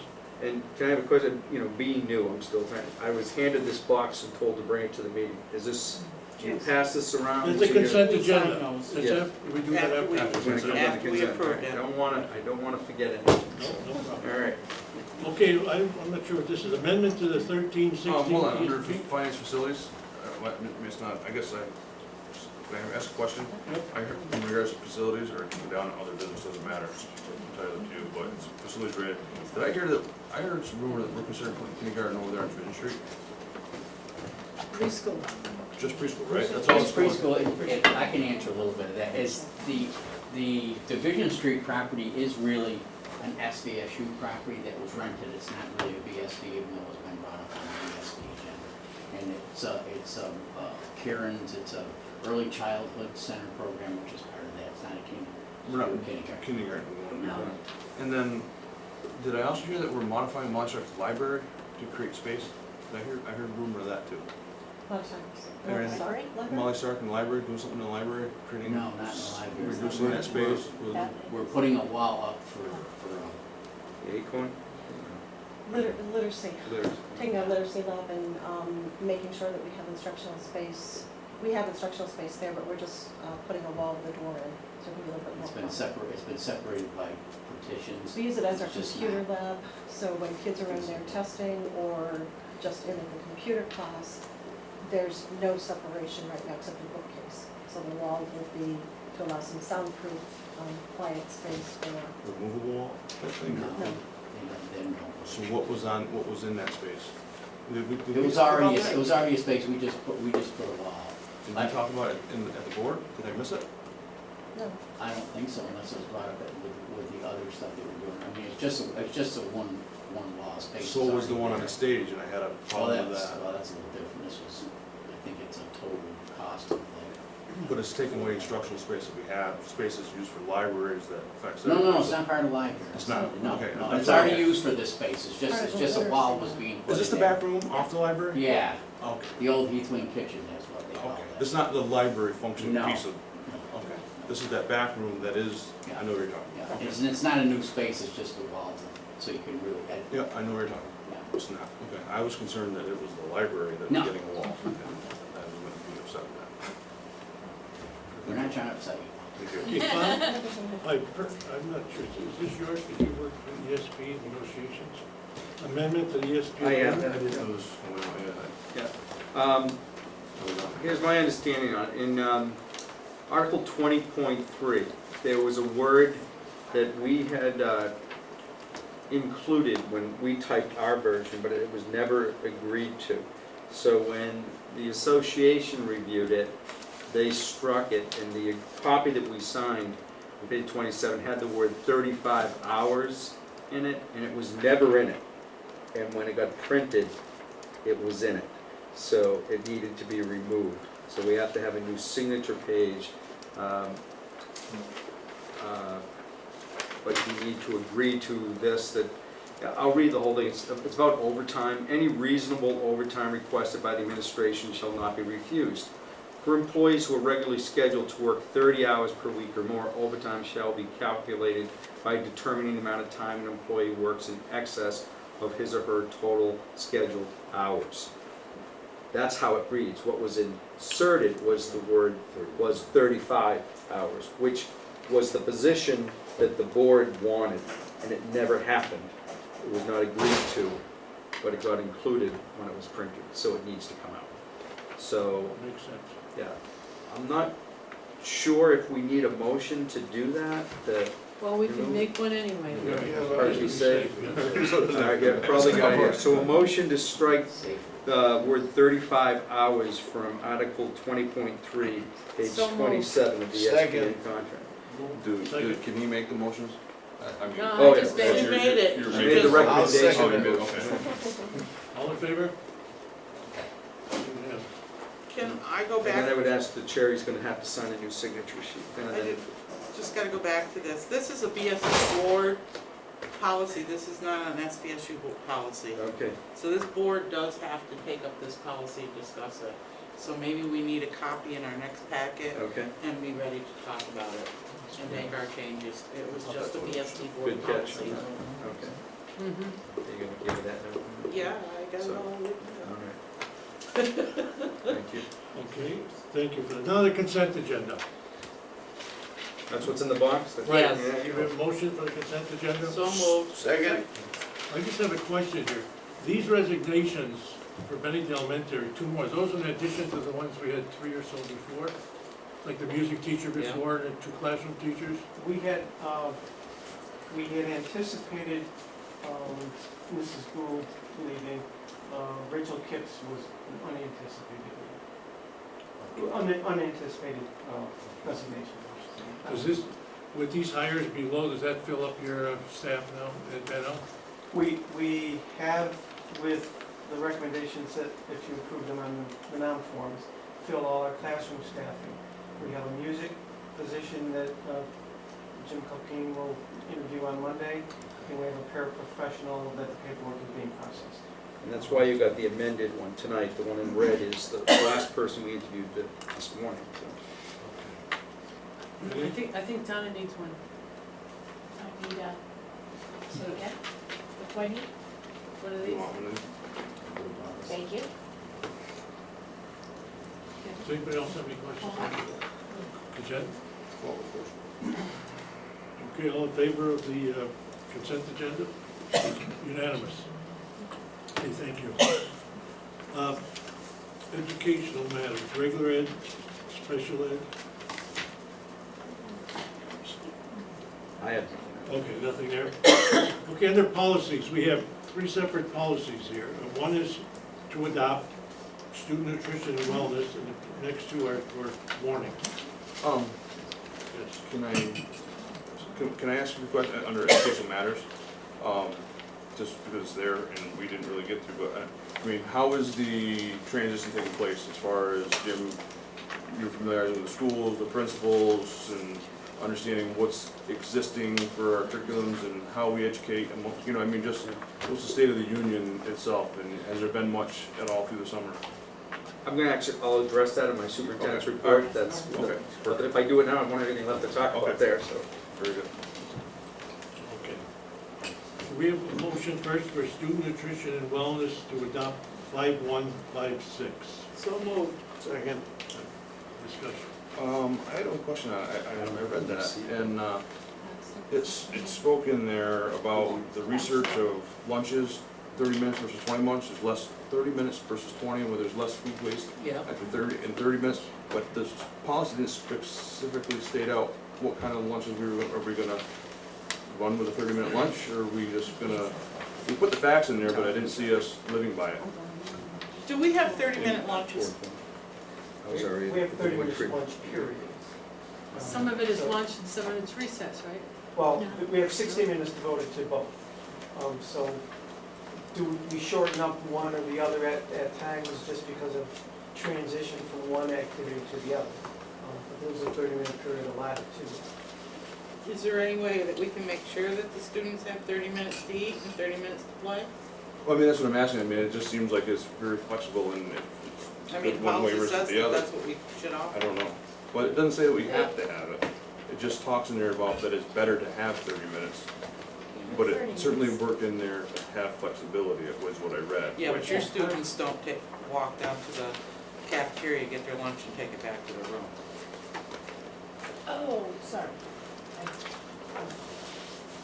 Yeah, right, so I didn't quite think of that part, but, So not to eat. Where they do in other buildings, Well, that transition time would be which I don't believe. outside of the 30 minutes.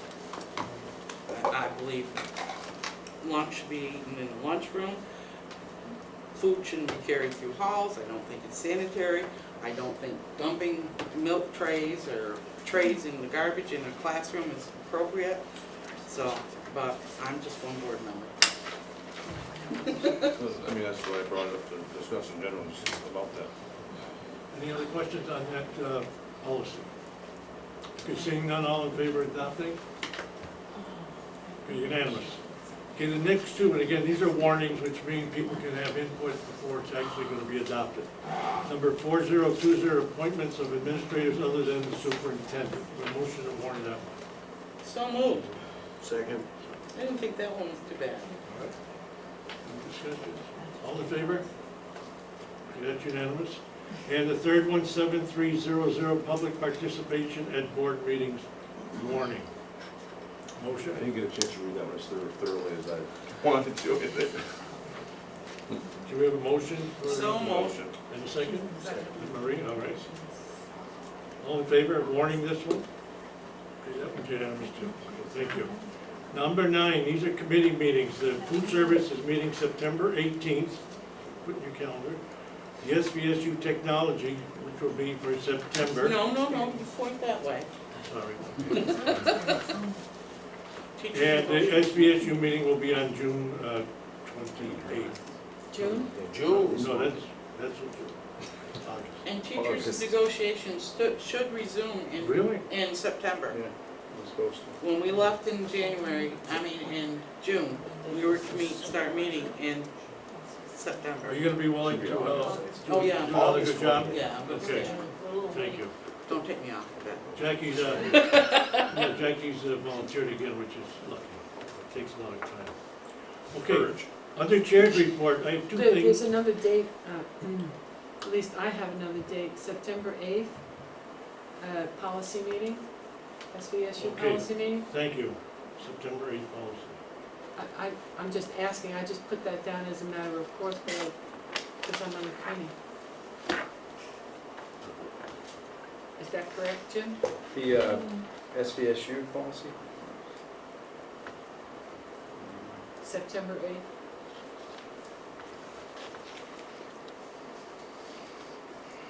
September 8th at 4:30. Okay,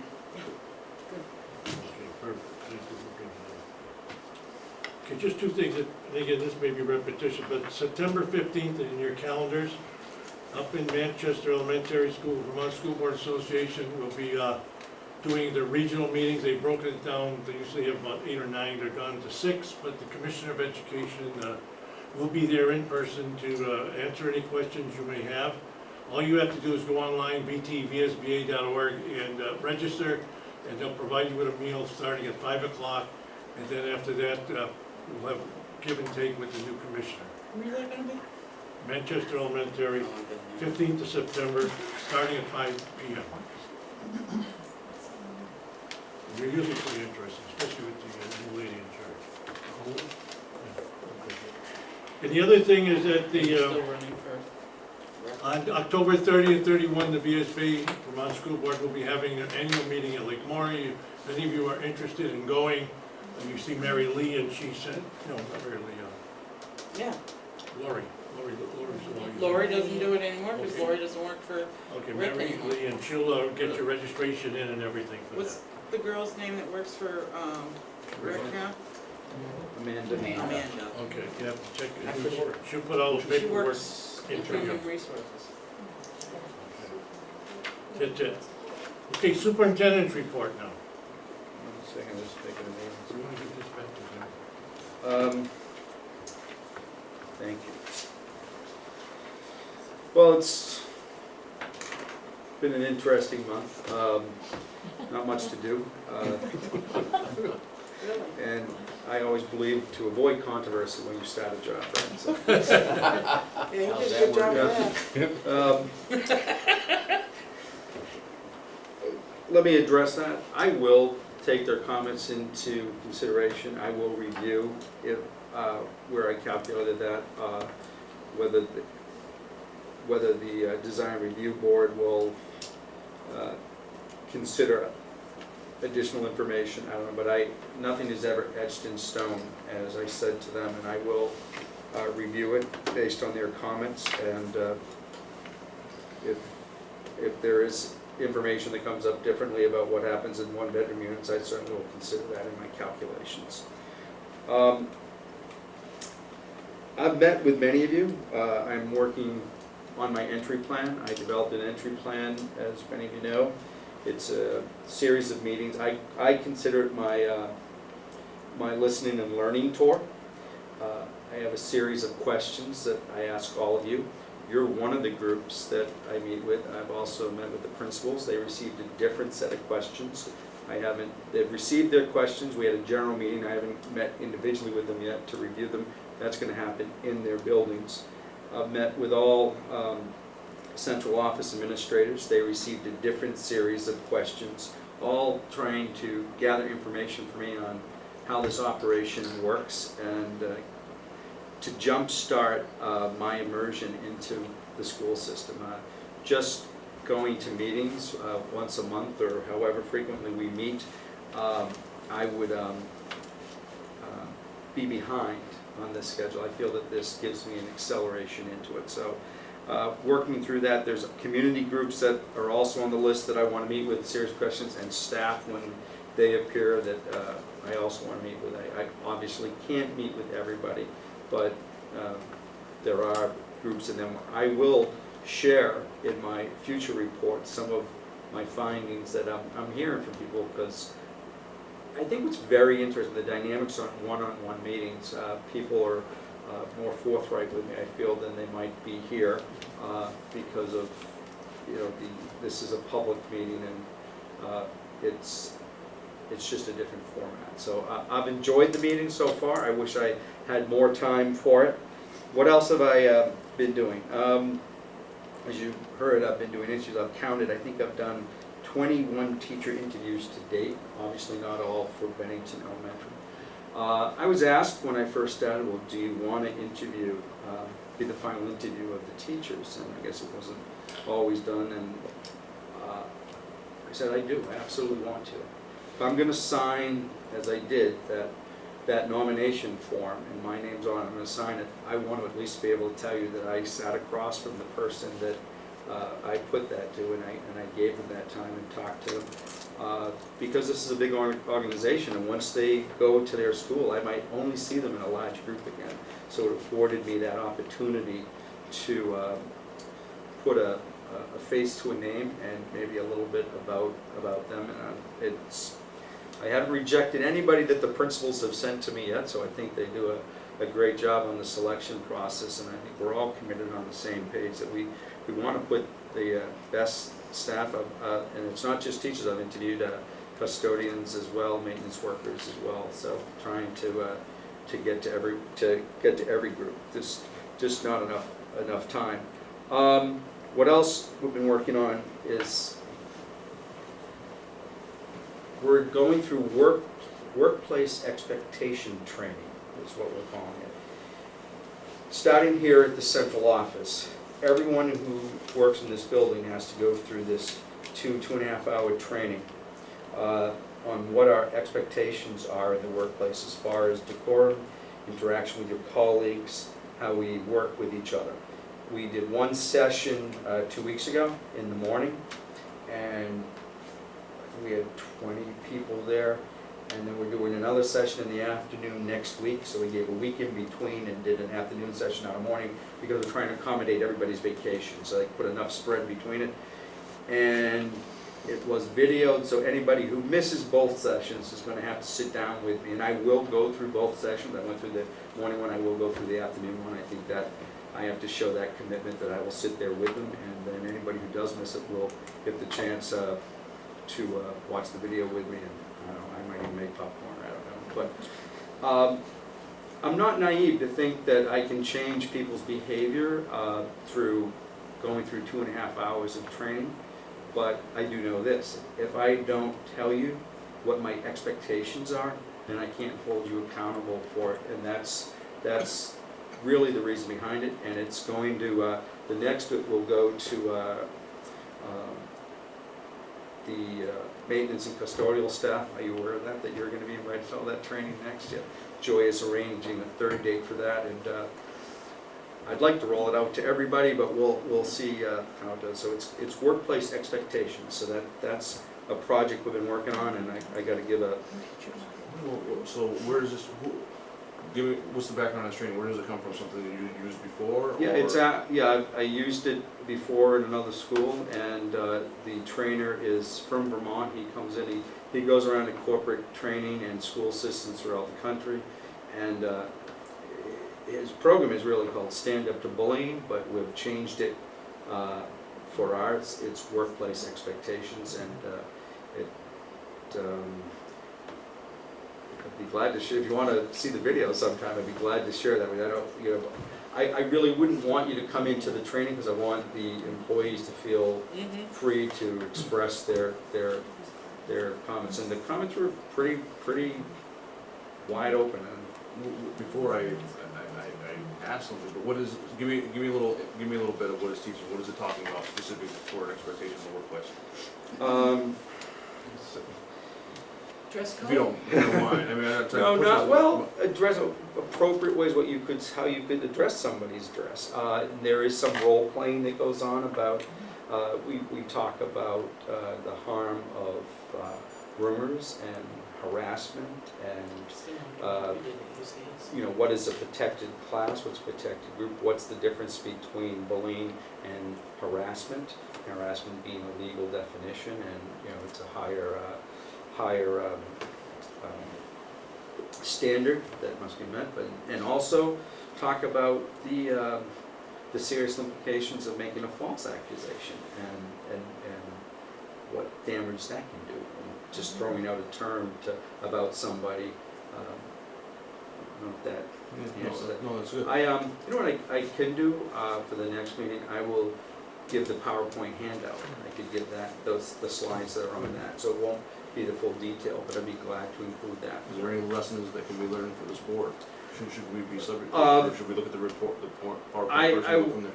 It was suggested that maybe we should do this for the board, but we'll do one group at a time. But because, you know, Where was the suggestion? you had some of that. The Vermont School Board Association does talk about that in their training that they do, their onboard training. Workplace expectations. And the other thing that's going is the planning for the first day of school. It's a little bit different this year, as I'm sure you're aware. It's not 5 days of professional development up front. It's the SU has to plan 1 day, and then they'll be released to their building for 2 days of professional development, which the principals are working on in their own house, in their own building, and then the students will be joining us after 3 days. I think there's an advantage to that because it's going to give us 2 days during the school year that's important for follow-up. The other thing that we're going to do is we're going to reverse the schedule a little. Traditionally, we have done like a welcoming fair in the morning. All different vendors and community organizations can have tables at this fair, so it's kind of a soft opening. Show up, walk around the fair, and then you go into the auditorium and you hear the introduction for the superintendent, then some keynote speaker, and then off they go for doing their online compliance training, which they will do. We're going to open up at 8 o'clock with the opening remarks from the superintendent, keynote speaker, and then take a recess break that will then let them go to enjoy it.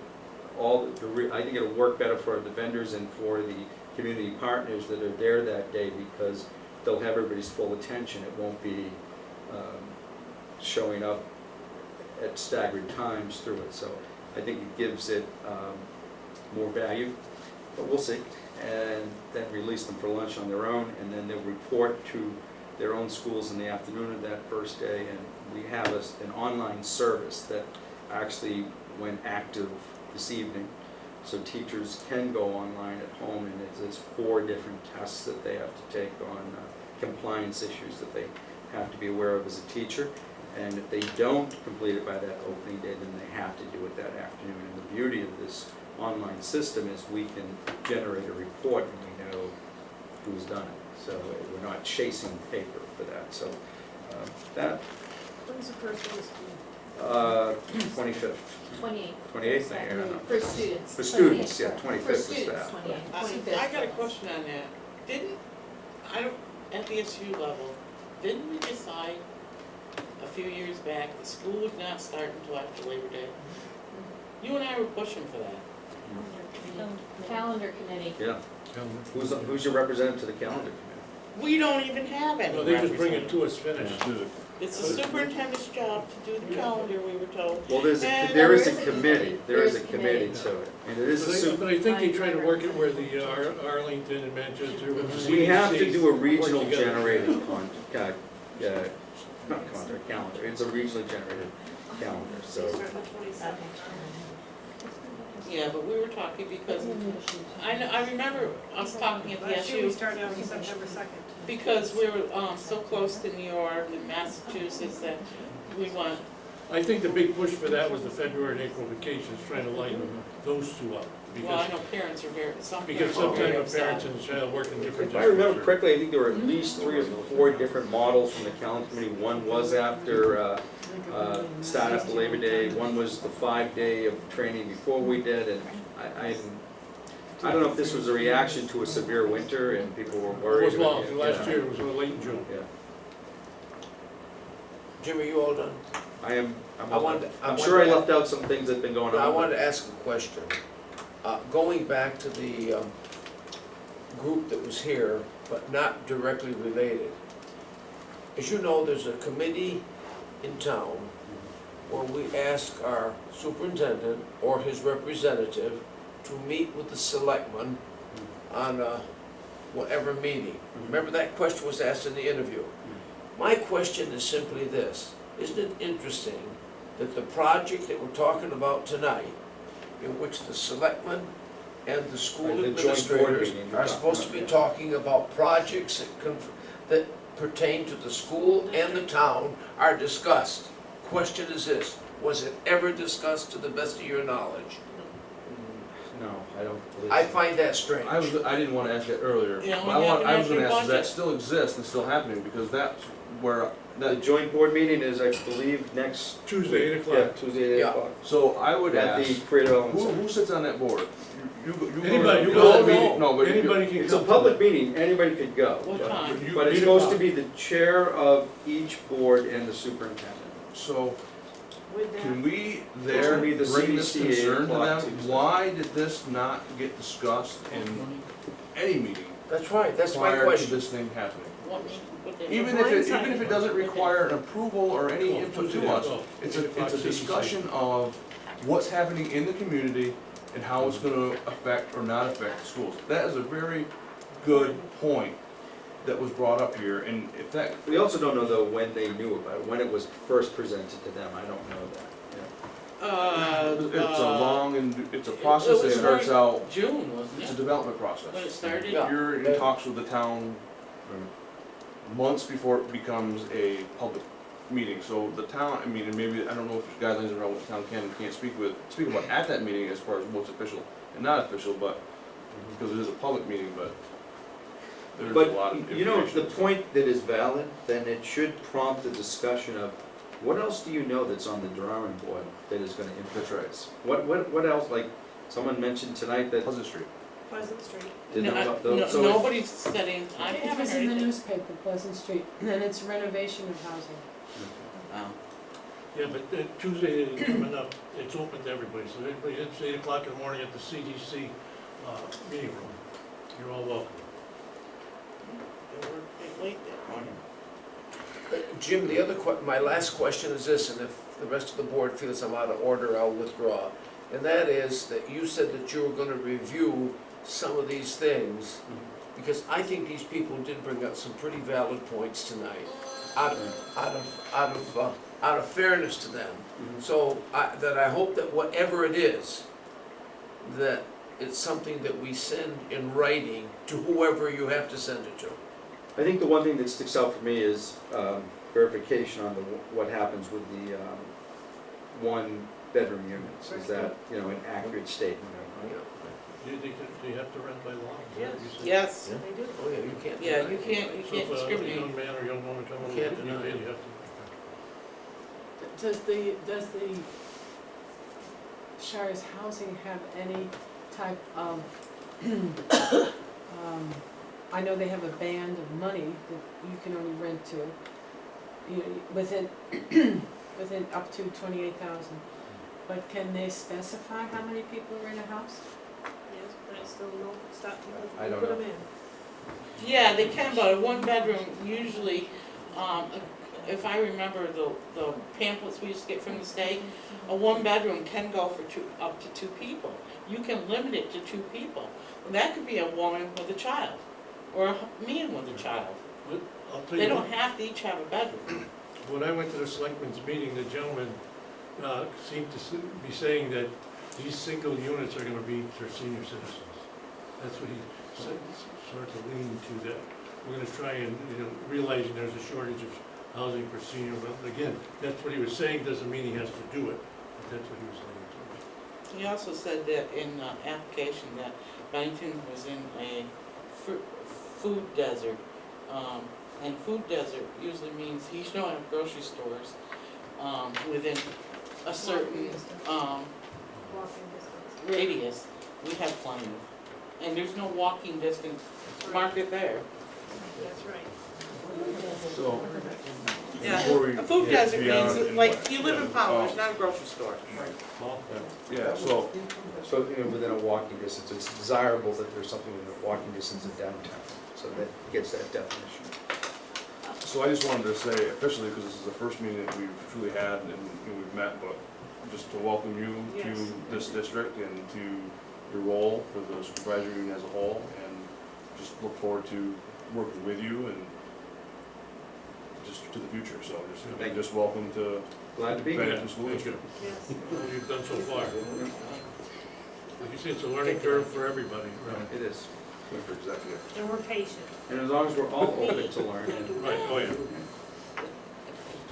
Okay, does anybody have anything others besides? Do you still want your executive Yes, session? please. Okay, just For your information, the budget status is online, the policy on idling your vehicles and the Vermont open notice. One more thing, Jackie, before we go into executive session, you want to review that past list? Look over effect of more students in our schools with Southshire Development.